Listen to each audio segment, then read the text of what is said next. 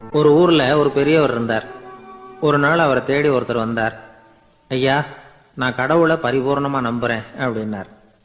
சரி, அந்த நம்பிக்கை உனக்கு எப்படி வந்ததுன்னு கேட்டார் இவர். அவர் சொல்ல ஆரம்பிச்சார். ஐயா, எனக்கு கல்யாணம் ஆகி 10 வருஷம் ஆச்சு. ஆனாலும் குழந்தை பாக்கியம் இல்லை. அதுக்கு என்ன காரணமா இருக்கும்னு நான் யோசனை பண்ணிட்டு இருந்தப்போ நண்பர் ஒருத்தர் ஒரு ஆலோசனை சொன்னார். உனக்கு மதப்பற்று இல்லை, எந்த கடவுளையுமே நம்ப மாட்டேங்கிற, அதுதான் காரணம். கடவுளை நம்பு, உனக்கு குழந்தை பாக்கியம் கிடைக்கும் அப்படின்னார். அவர் அப்படி சொன்னாரே தவிர எனக்கு சந்தேகம்தான். இருந்தாலும் அவர் சொன்னபடியும் நடந்துதான் பார்ப்போமே அப்படின்னு முடிவு பண்ணேன். கடவுளை நம்ப ஆரம்பிச்சேன். அந்த வருஷமே அழகான ஆண் குழந்தை பிறந்தது. எல்லாம் இறைவன் அருள் அப்படின்னார். இவர் இப்படி சொன்னதை கேட்டதும் அந்த பெரியவர் சொன்னார். நீ சொல்றதெல்லாம் சரிதான். இருந்தாலும் இந்த காலத்துல எந்த ஒரு காரியமா இருந்தாலும் அதை சோதனை செஞ்சு பார்த்துட்டு தான் ஒரு முடிவுக்கு வந்து சேர முடியும். அறிவுபூர்வமான முடிவு அதுவாக தான் இருக்கும். அறிவியல் சோதனைகள் அப்படித்தான். ஒரு குறிப்பிட்ட விஷயத்தை பத்தி எத்தனை தடவை சோதனை பண்ணாலும் ஒரே முடிவு தான் கிடைக்கணும். அதுதான் சரியா இருக்கும். அதனால இப்ப மறுபடியும் ஒரு சோதனைன்னார். என்ன செய்யணும் அப்படின்னு கேட்டார் இவர். கடவுள்கிட்ட ஒரு பெண் குழந்தை வேணும்னு கேளு. முதல்ல ஆண் குழந்தையை கொடுத்தது மாதிரியே இப்போ ஒரு பெண் குழந்தையையும் கொடுக்கறாரா பார்க்கலாம் அப்படின்னார். சரின்னு சொல்லி இவர் அதே மாதிரி முயற்சி பண்ணினார். அதுக்கப்புறம் அவர் இந்த பெரியவர்கிட்ட வரவே இல்லை. கொஞ்ச காலம் கழிச்சு இவரே அவரை தேடிக்கிட்டு போய் கதவை தட்டினார். அவர் கதவை திறந்தார். என்ன ஆச்சு, கடவுள் கண் திறந்தாரா அப்படின்னு கேட்டார். அவரு, அந்த சமாச்சாரம்லாம் நமக்கு வேணாம் சார். முதல் தடவை அது ஏதோ தற்செயலா ஏற்பட்ட ஒரு சாதகம். இப்போ நீங்க 2வது தடவை சொன்ன பிறகு தினமும் கடவுளை வேண்டிக்கிட்டு தான் இருக்கிறேன், ஒன்றும் நடக்கல அப்படின்னார் ரொம்ப விரக்தியா.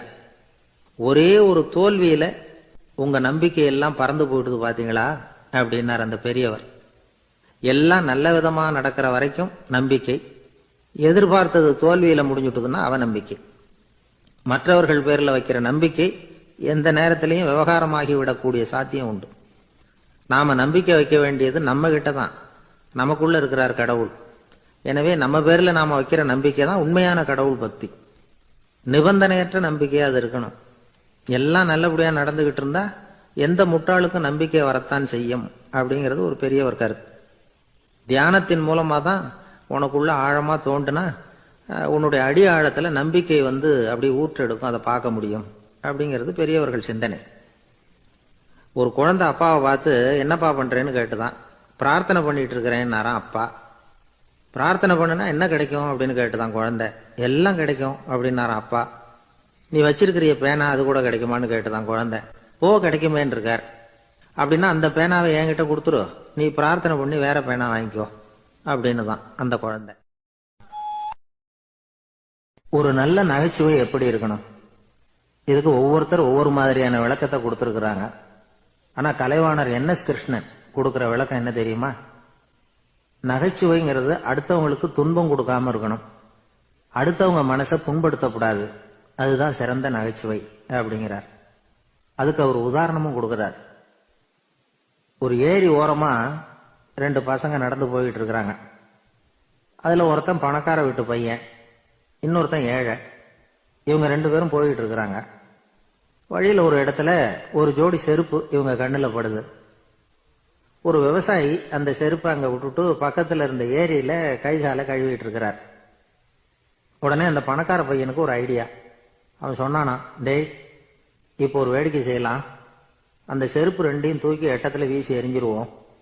அந்த ஆள் வந்து பார்த்துட்டு செருப்பை தேடி அல்லாடுவான், அங்கேயும் இங்கேயும் ஓடுவான், திரு திருன்னு முழிப்பான். அதை பார்த்து நாம ரசிக்கலாம், நல்ல தமாஷா இருக்கும் அப்படின்னு இருக்கான். இப்படி சொல்லிவிட்டு அந்த செருப்புகளை தூக்கத்துக்கு போனானா. கொஞ்சம் பொறு அப்படின்னானா அந்த ஏழை பையன். ஏன்னு கேட்டிருக்கான் அவன். இப்போ அந்த ஏழை பையன் சொன்னானா, நீ சொல்றது ஒன்றும் வேடிக்கை கிடையாது. உன்னோட செருப்பு தொலைஞ்சா உன் அப்பா உடனே உனக்கு வேற செருப்பு வாங்கி கொடுத்துருவார். ஆனா அந்த ஆளுக்கு இந்த செருப்பு தொலைஞ்சதுன்னா வேற புதுசா வாங்கறதுக்கு வாயையும் வயத்தையும் கட்டி பணத்தை சேர்க்க வேண்டியிருக்கும். அதனால நான் ஒரு வேடிக்கை சொல்றேன், அது மாதிரி செய், அது இன்னமும் தமாஷா இருக்கும் அப்படின்னானா. எப்படி அது சொல்லுன்னு இருக்கான் அவன். செருப்பு 2ம் அது இருக்கிற இடத்துலயே இருக்கட்டும். உன் சட்டை பையிலிருந்து ஒரே ஒரு ரூபாய் நாணயத்தை எடு, அதை அந்த செருப்பு மேல அதோட குதிகால் பகுதியில வச்சுட்டு நாம 2 பேரும் அந்த மரத்துக்கு பின்னாடி ஓடி போய் மறைஞ்சு நின்னுக்குவோம், அப்புறம் பாரு வேடிக்கை அப்படின்னா. அதே மாதிரி 1 ரூபா காசு செருப்பு மேல வச்சுட்டு இவங்க 2 பேரும் மறைஞ்சு நின்றுக்கிட்டாங்க. கொஞ்ச நேரத்தில் அந்த விவசாயி வந்தார். காலில் உள்ள மண்ணை தட்டிவிட்டு செருப்பை மாட்டுறதுக்காக போனார். அங்கிருந்த காசு கண்ணில் போட்டுட்டுது. அவருக்கு ஆச்சரியமா போச்சு.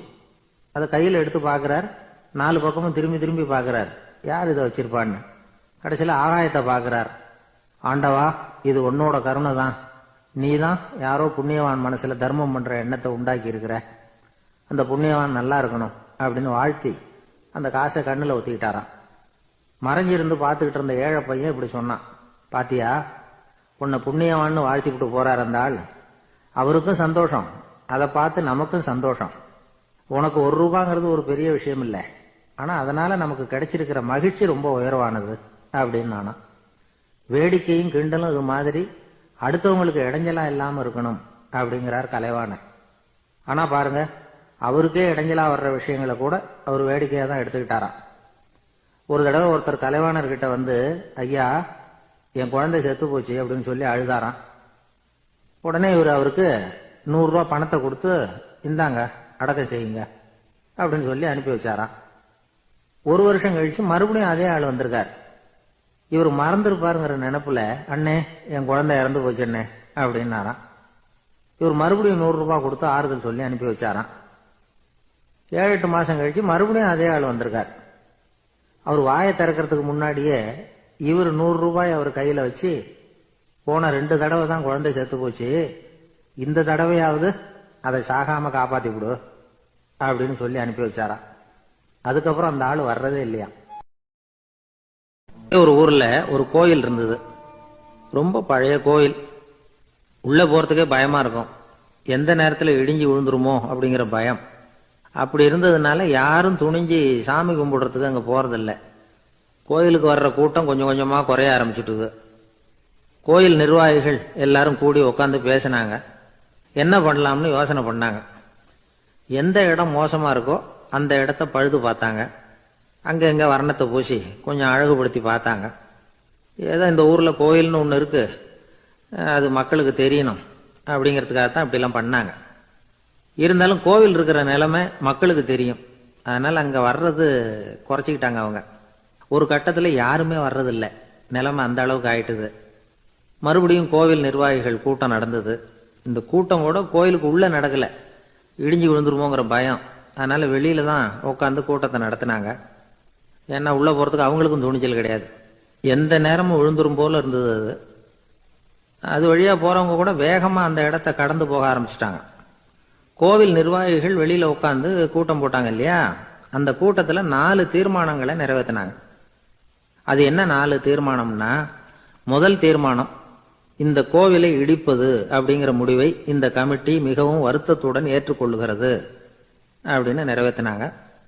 இதுக்கு பதிலா இன்னொரு கோவிலை உடனடியாக கட்டி முடிச்சுடணுங்கிறது 2வது தீர்மானம். 3வது தீர்மானம் என்ன தெரியுமா, பழைய கோவிலின் கதவுகள், அதிலிருந்து பிரிச்சு எடுக்கிற செங்கல், இதையே புது கோவில் கட்டுவதற்கு பயன்படுத்தி கொள்ள வேண்டியது. பழைய கோவில் இருந்த மாதிரியே அதே வடிவத்தில் புது கோவிலையும் கட்ட வேண்டியது. பழைய கோவிலின் அஸ்திவாரத்தை அப்படியே வச்சுக்கிட்டு அதுக்கு மேல நாம கோயிலை கட்டிக்க வேண்டியது.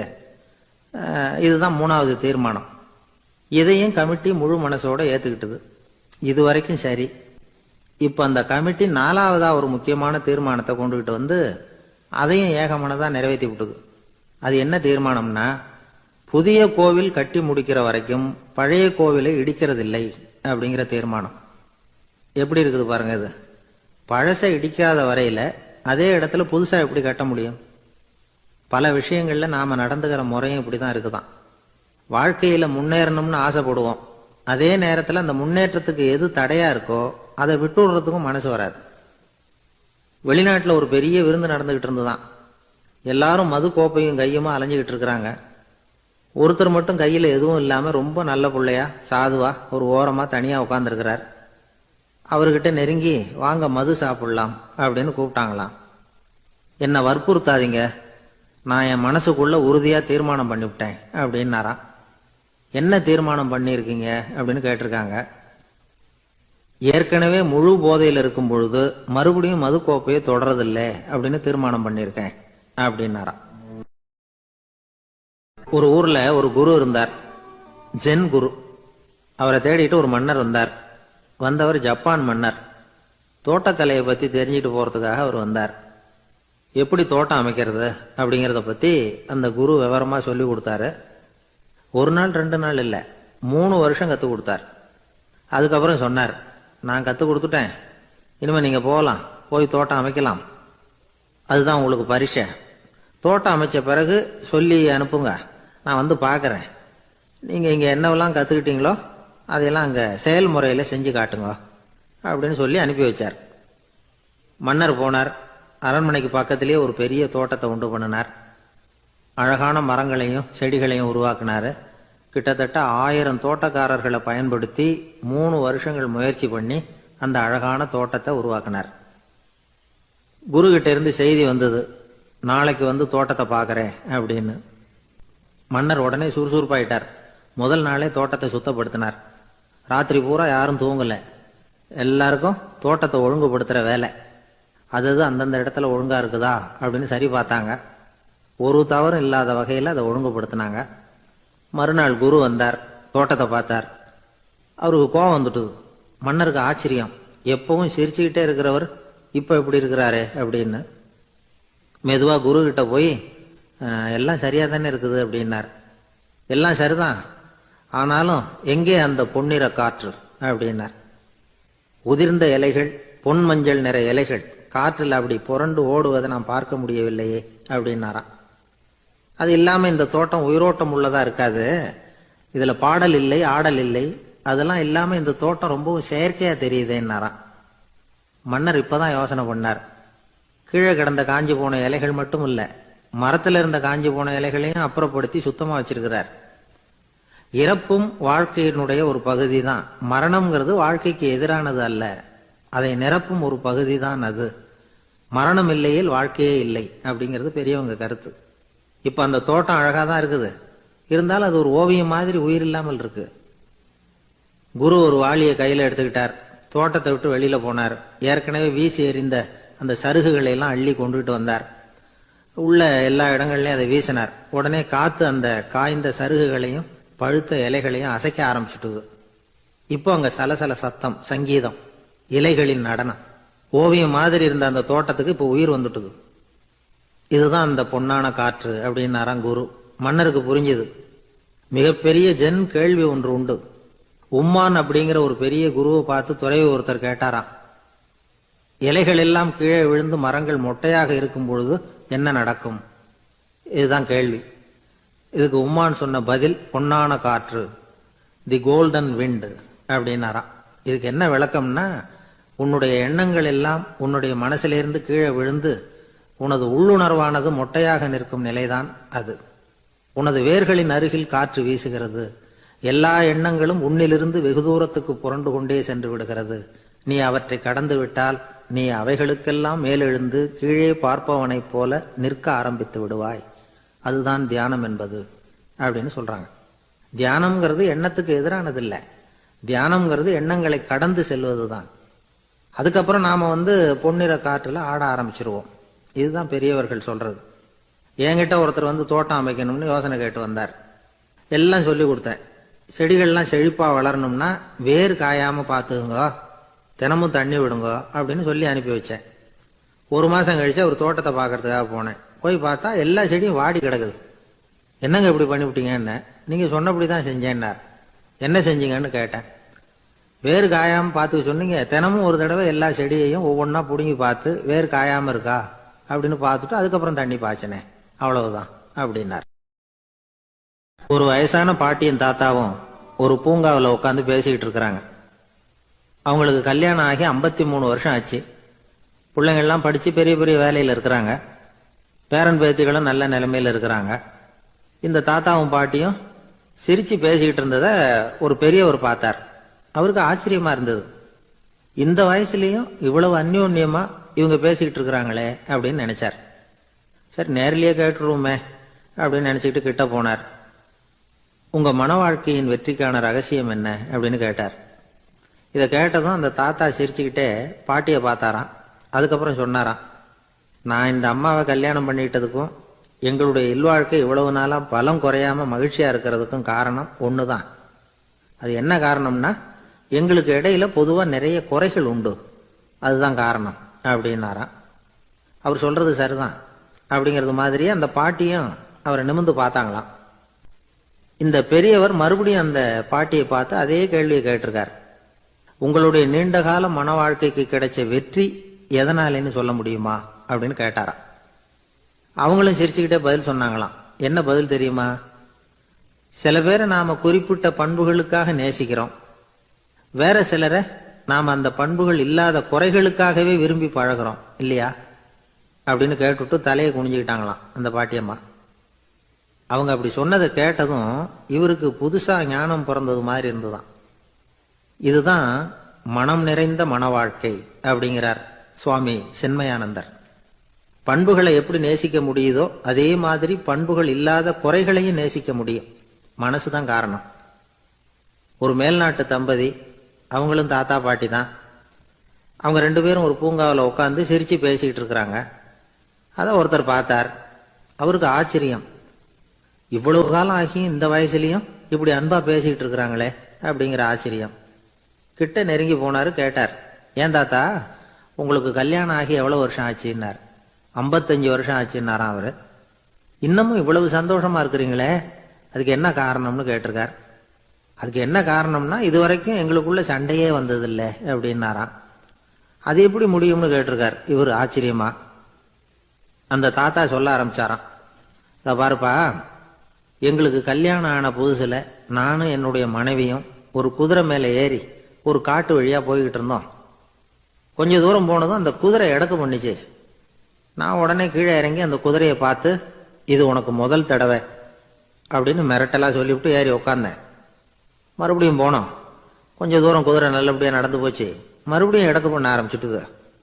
நான் கீழே இறங்கினேன். கையில் இருந்த சாட்டையால ஓங்கி ஒரு அடி கொடுத்தேன். இது உனக்கு 2வது தடவை அப்படின்னு சொல்லிவிட்டு ஏறி உக்காந்தேன். மறுபடியும் குதிரை கொஞ்சம் தூரம் நல்ல விதமா நடந்து போச்சு. அப்புறமும் எடக்கு பண்ண ஆரம்பிச்சுட்டுது. அந்த சமயத்துல ஒரு ஆற்று பாலத்தை கடந்து போய்கிட்டு இருக்கிறோம். நான் கீழே இறங்கினேன்.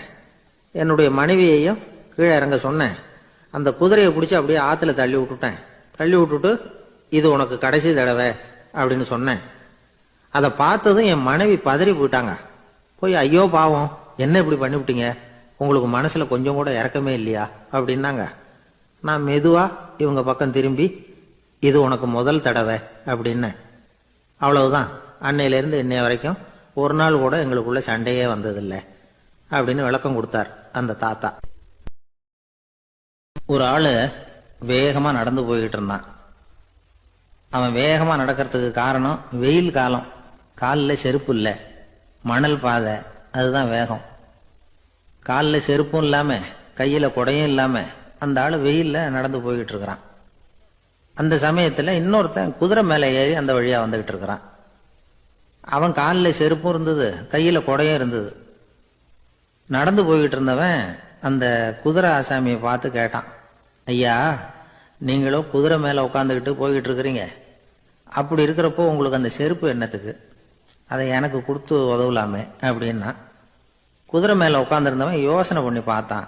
இவன் சொல்றது நியாயம்தானே அப்படின்னு சொல்லி தன்னுடைய செருப்பை கழட்டி அந்த வழிபோக்கனுக்கு கொடுத்துட்டான். ரொம்ப நல்லதுங்க அப்படின்னு சொல்லி இவன் அதை வாங்கி காலில் மாட்டிக்கிட்டான். அதுக்கப்புறம் மறுபடியும் இவன் ஆரம்பிச்சான், ஐயா, நீங்க குதிரையில் போறதுனால போக வேண்டிய இடத்துக்கு வேகமா போய் சேர்ந்துருவீங்க, அதனால உங்க கையில் அந்த குடை என்னத்துக்கு, நான் நடந்து போயிட்டு இருக்கிறவன் ரொம்ப நேரம் நடக்க வேண்டியிருக்கும் இந்த வெயில்ல, அதனால அந்த குடையையும் எனக்கு கொடுங்களேன் அப்படின்னா. குதிரை வீரன் யோசனை பண்ணி பார்த்தான், இதுவும் நியாயம்தானே அப்படின்னு அவனுக்கு தோணுச்சு. உடனே இறக்கப்பட்டு தன் காலில் இருந்த செருப்பை கொடுத்தது மாதிரியே தன் கையில் இருந்த கொடையையும் இவங்கிட்ட கொடுத்துட்டான். அதுக்கப்புறம் அவன் நிம்மதியா புறப்பட்டான். இப்ப மறுபடியும் கை தட்டி அவனை நிறுத்தினான். கீழே நின்றுட்டு இருந்தவன், என்னப்பா ஏன் என்ன நிறுத்தின, இன்னும் ஏதாவது வேணுமா உனக்கு அப்படின்னா குதிரையில இருந்தவன். இவன் மெதுவா வாயை திறந்து, அந்த குதிரையையும் என்கிட்ட கொடுத்துருங்களேன்னா. அந்த குதிரை வீரன் இப்போ ஒரு கணம் யோசனை பண்ணி பார்த்தான். உடனே என்ன பண்ணான் தெரியுமா, தன்கிட்ட இருந்த குதிரை சவுக்கை எடுத்தான்.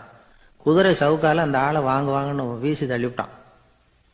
இவ்வளவு சவுக்கடியும் வாங்கிக்கிட்டு இந்த ஆள் என்ன பண்ணான் தெரியுமா? சிரிக்கிறான். அடி வாங்கிட்டு யாராவது சிரிப்பாங்களா? குதிரை வீரனுக்கு ஒன்றும் புரியல. என்னப்பா அது, ஏன் இப்படி அடி வாங்கிட்டு இப்படி சிரிக்கிறியே அப்படின்னு கேட்டான். இப்ப அந்த வழிப்போக்கன் சொல்றான், ஐயா நான் இப்படி சிரிக்கிறதுக்கு காரணம் இருக்கு. இப்படி குதிரை கேட்டு உங்ககிட்ட அடி வாங்கலைன்னு வச்சுக்கோங்க, என் உயிர் உள்ள வரைக்கும் மனசுல ஒரு தவிப்பு இருந்துகிட்டே இருக்கும். செருப்பையும் கொடையையும் கேட்ட உடனே கொடுத்தவன் குதிரையையும் கேட்டிருந்தா கொடுத்துருப்பானோ அப்படிங்கிற பேராசையில ஏங்கிக்கிட்டே இருந்திருப்பேன். இப்ப உங்ககிட்ட அடி வாங்கின பிறகு என்னுடைய அந்த சந்தேகம் தீர்ந்து போச்சு. என்னுடைய ஆசைக்கு எல்லை எது அப்படிங்கறத எனக்கு புரிஞ்சுட்டுது அப்படின்னு சொல்லிவிட்டு அவன் நடக்க ஆரம்பிச்சுட்டானான். ஆசைக்கும் எல்லை உண்டு அப்படிங்கிறத விளக்கறதுக்காக வாரியார் சுவாமிகள் சொல்ற கதை இது. இந்த காலத்திலயும் ஒருத்தன் அது மாதிரி கொடை செருப்போட குதிரையில போய்கிட்டு இருந்தான். எதிரில் நடந்து வந்தவன், ஐயா உங்க கொடையை எனக்கு கொடுங்களேன்னு கேட்டான். உடனே அவன் குதிரையிலிருந்து கீழே குதிச்சு அவனை சாட்டையால் அடிக்க ஆரம்பிச்சுட்டான். இன்னொருத்தர் அந்த வழியா வந்தவர் இதை பார்த்தார். ஏன்பா அவன் கேட்டான், உன்னால முடியலன்னா இல்லைன்னு சொல்லிட வேண்டியது தானே, அதுக்காக ஏன் இப்படி அவனை போட்டு அடிக்கிறேன்னு கேட்டார். உங்களுக்கு விவரம் புரியாது சார், காலம் ரொம்ப கெட்டு போச்சு. கேட்டதை கொடுத்தேன்னு வச்சுக்கோங்க, இந்த குதிரையே என்னோடது, அவன் திருடிக்கிட்டு போறான் அப்படின்னு என் பேர்ல புகார் கொடுக்க ஆரம்பிச்சிருவான் சார் அப்படின்னா. அது எப்படி அவ்வளவு உறுதியா சொல்றேன்னு கேட்டார் அவரு. ஏற்கனவே அது மாதிரி ஒருத்தன் பேர்ல புகார் கொடுத்துட்டு தான் இந்த குதிரையை நான் தள்ளிட்டு வந்துகிட்டு இருக்கிறேன். ஒரு காட்டுல ஒரு முனிவர் இருந்தார். ஒரு நாள் அவரை தேடிட்டு 4 பேர் வந்தாங்க. சுவாமி எங்களுக்கு ரொம்ப நாளா ஒரு சந்தேகம்னாங்க. என்னன்னு கேட்டார். இந்த உலகத்துல எவ்வளவோ காரியங்கள் நடக்குது, எது நியாயம் எது அநியாயம் அப்படின்னு புரிஞ்சுக்க முடியலன்னாங்க. அது யாராலையும் புரிஞ்சுக்க முடியாதுன்னார் முனிவர். வந்தவங்களுக்கு ஆச்சரியமா போச்சு, ஒரு மாதிரியா பார்த்தாங்க. இதை முனிவர் கவனிச்சார். சரி புறப்படுங்க என்னோடன்னார். எங்கன்னு கேட்டாங்க. இப்போ உங்க 4 பேரையும் ஒரு புஷ்பக விமானத்துல அழைச்சிட்டு போறேன். இந்த உலகத்துல சர்வசாதாரணமா நடக்கக்கூடிய ஒரு காட்சியை உங்களுக்கு காட்ட போறேன். நீங்க பார்க்க போற அந்த காட்சி நியாயமா அநியாயமா அப்படிங்கறத என்கிட்ட சொல்லணும். நீங்க சரியான பதில் சொன்னா புஷ்பக விமானத்துல தொடர்ந்து பிரயாணம் பண்ணலாம். தவறான பதில் சொன்னா இந்த புஷ்பக விமானம் உங்களை கீழே தள்ளி விட்டுரும் அப்படின்னார். 4 பேருக்கும் பயம்தான், இருந்தாலும் முனிவர் கூப்பிடுறாரு அப்படின்னு சொல்லி புறப்பட்டாங்க. அவங்க எல்லாரும் புறப்பட்டு ஒரு காட்டு வழியா போய்கிட்டு இருக்கிறாங்க புஷ்பக விமானத்துல. அங்க நடக்கிற ஒரு காட்சியை காட்டுறார் முனிவர். அதோ அங்க பாருங்கன்னார். அந்த விமானத்துல இருந்தபடியே எல்லாரும் கீழே குனிஞ்சு பாக்குறாங்க. அங்க ஒரு தாய் புலி அப்பதான் குட்டி போட்டிருக்கு. குட்டிகளை ஈன்ற உடனே பசிக்கு இறை தேடி அந்த பக்கமா வருது. அதே நேரம் ஒரு தாய் மான், அதுவும் அப்பதான் குட்டி போட்டிருக்கு. அதுவும் இதே மாதிரி குட்டிகளை ஈன்ற உடனே பசிக்கு இறை தேடி அந்த பக்கமா வருது. இப்ப அந்த புலி அந்த மானை அடிச்சு போட்டுடுது. அதுவும் சாப்பிடுது, குட்டிகளுக்கும் கொடுக்குது. இப்போ அந்த புலிக்குட்டிகள் முகத்துல மகிழ்ச்சி, தாயை இழந்த அந்த மான் குட்டிகள் முகத்துல துக்கம். இப்போ அந்த முனிவர் 4 பேர்கிட்டையும் கேட்கிறார், நீங்க இங்க பாத்தீங்களே, இதுல எது நியாயம் எது அநியாயம்? ஒவ்வொருத்தரா சொல்லுங்க. உங்க பதில் சரியில்லைன்னா இந்த விமானம் உங்களை கீழே தள்ளி விட்டுரும், சொல்லுங்க பார்க்கலாம்னார். முதல்ல ஒருத்தன் சொன்னான், அந்த புலி செஞ்சது சரிதாங்க, அது பசிக்கு அதுதான் ஆகாரம், தன்னுடைய பசிக்கு தானே இறை தேடிக்கிட்டது, அதுல என்ன தப்பு, அவ்வளவுதான், அதனால புலி செஞ்சது நியாயம்தான் அப்படின்னா. அவ்வளவுதான், அந்த விமானம் அவனை அப்படியே கீழே தள்ளி விட்டுட்டுது. அதனால அவன் கொடுத்த பதில் சரியில்லை அப்படிங்கிறது புரிஞ்சு போச்சு.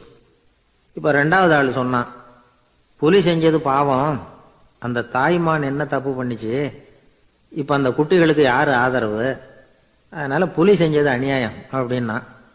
அவ்வளவுதான், அவனையும் கீழே தள்ளி விட்டுடுது அந்த விமானம். இந்த பதிலும் சரியில்லை அப்படின்னு ஆயிட்டுது. இப்போ 3வது ஆள் வந்தான்.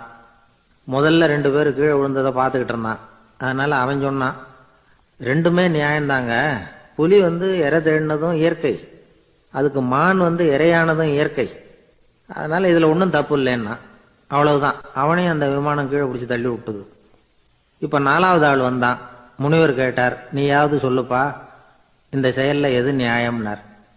அவன் தெளிவா பதில் சொன்னான். அதாவது என்ன சொன்னான்னா, எனக்கு தெரியல அப்படின்னா. அவனை விமானம் கீழே தள்ளல, சௌரியமா அழைச்சிட்டு போட்டுது. இவனும் பிரயாணம் சௌக்கியமா பண்ணானா. ஆக இதுதான் சரியான பதில்ங்கிறத முனிவர் உணர்த்தினார். இந்த கதையிலிருந்து நாம புரிஞ்சுக்க வேண்டியது என்னன்னா, இந்த உலகத்துல எவ்வளவோ காரியங்கள் நடக்குது. அதெல்லாம் ஏன் அப்படி நடக்குதுங்கிறதுக்கு எப்பேற்பட்ட பண்டிதராலும் பதில் சொல்ல முடியாது. தெரியாததை தெரியாதுன்னு ஒத்துக்கிட்டா வாழ்க்கை பிரயாணம் சுகமா இருக்கும். அதனால தேவையில்லாத விஷயங்களை புரிஞ்சுக்கிறதுக்கு நேரத்தை செலவு பண்ணிட்டு இருக்கக்கூடாது.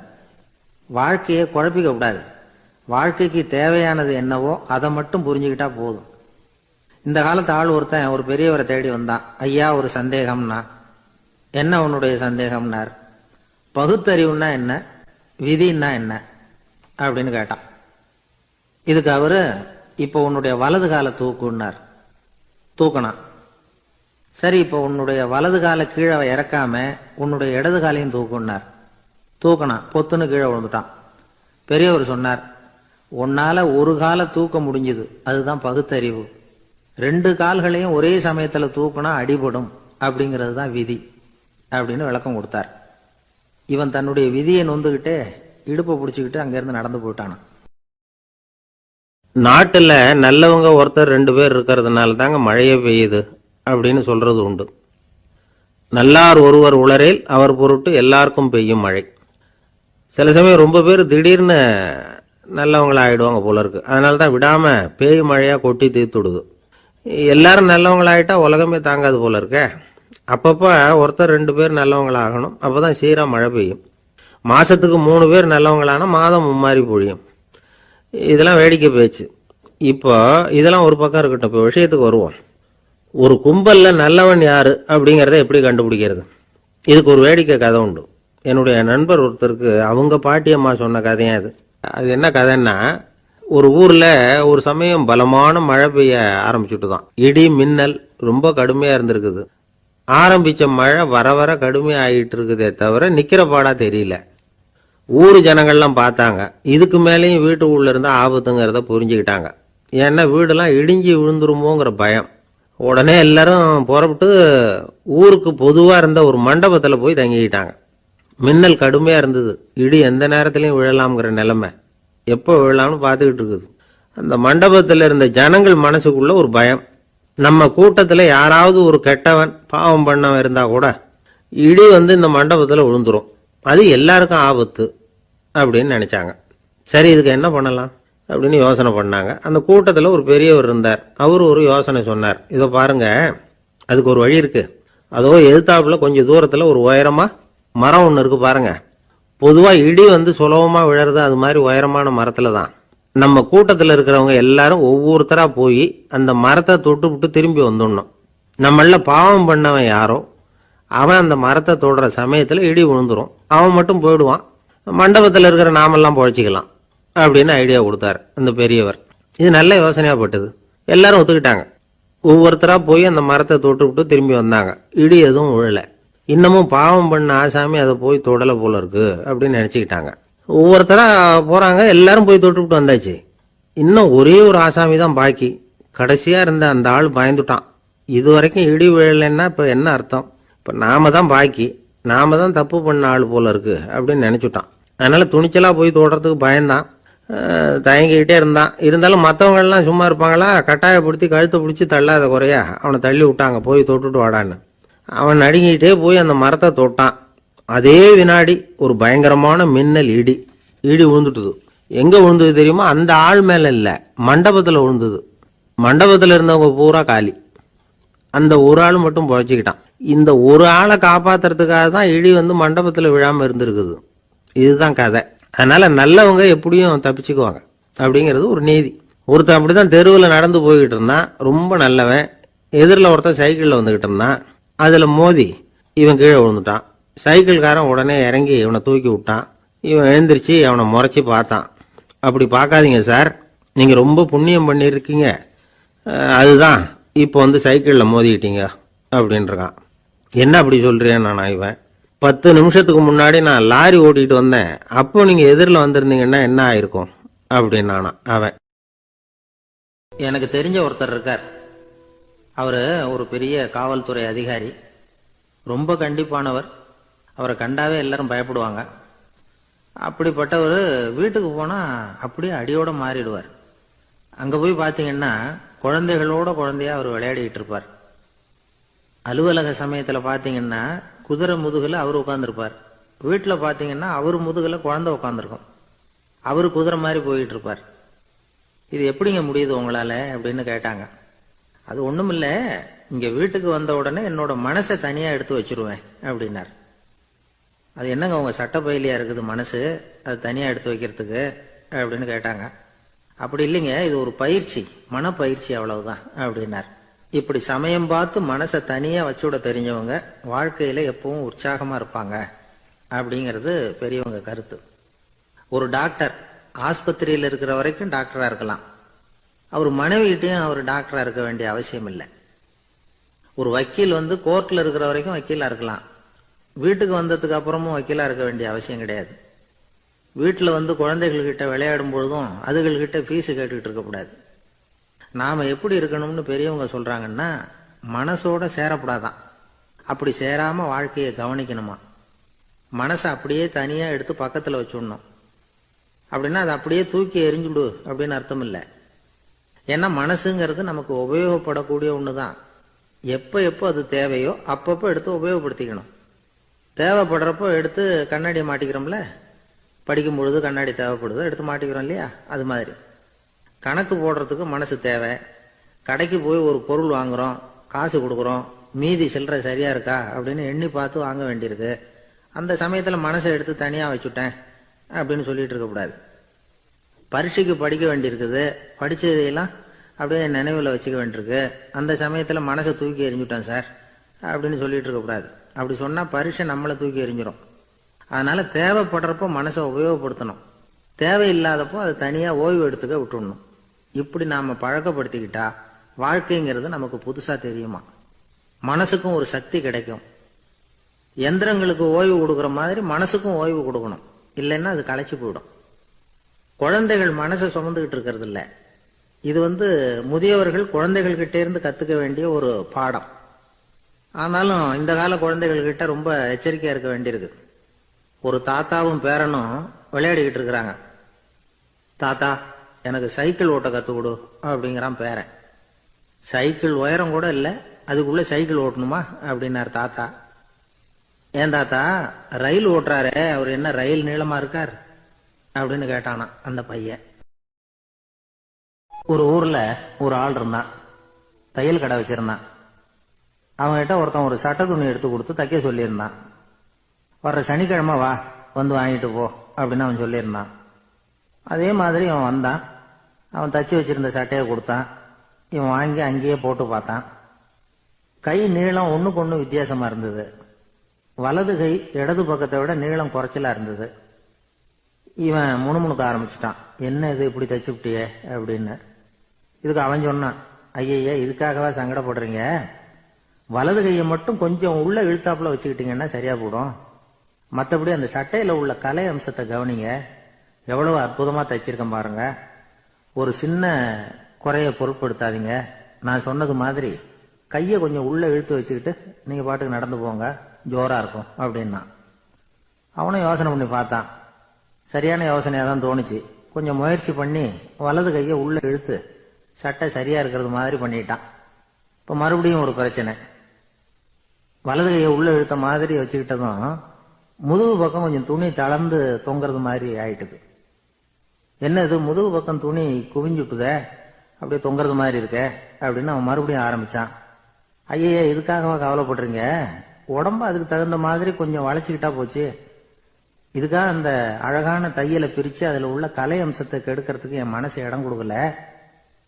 எவ்வளவுக்கு தளர்த்தியா இருக்கோ அவ்வளவுக்கு கொஞ்சம் உடம்ப வளைச்சி அப்படியே வச்சுங்க, சரியா போடும் அப்படின்னா. இதுவும் நல்ல யோசனையா போடுது அப்படின்னு நினைச்சானா இவன். சரின்னு சொல்லிவிட்டு புறப்பட்டான். தெருவில் இறங்கினான். கையை கொஞ்சம் உள்ள இழுத்தான், உடம்ப கொஞ்சம் வளைச்சி வச்சுக்கிட்டான், சட்டைக்கு தகுந்த மாதிரி பண்ணிட்டான். அப்படியே மெதுவா நடந்து போனான். இப்போ எதிரில் இன்னொருத்தன் வந்தான். இவனை பார்த்தான்.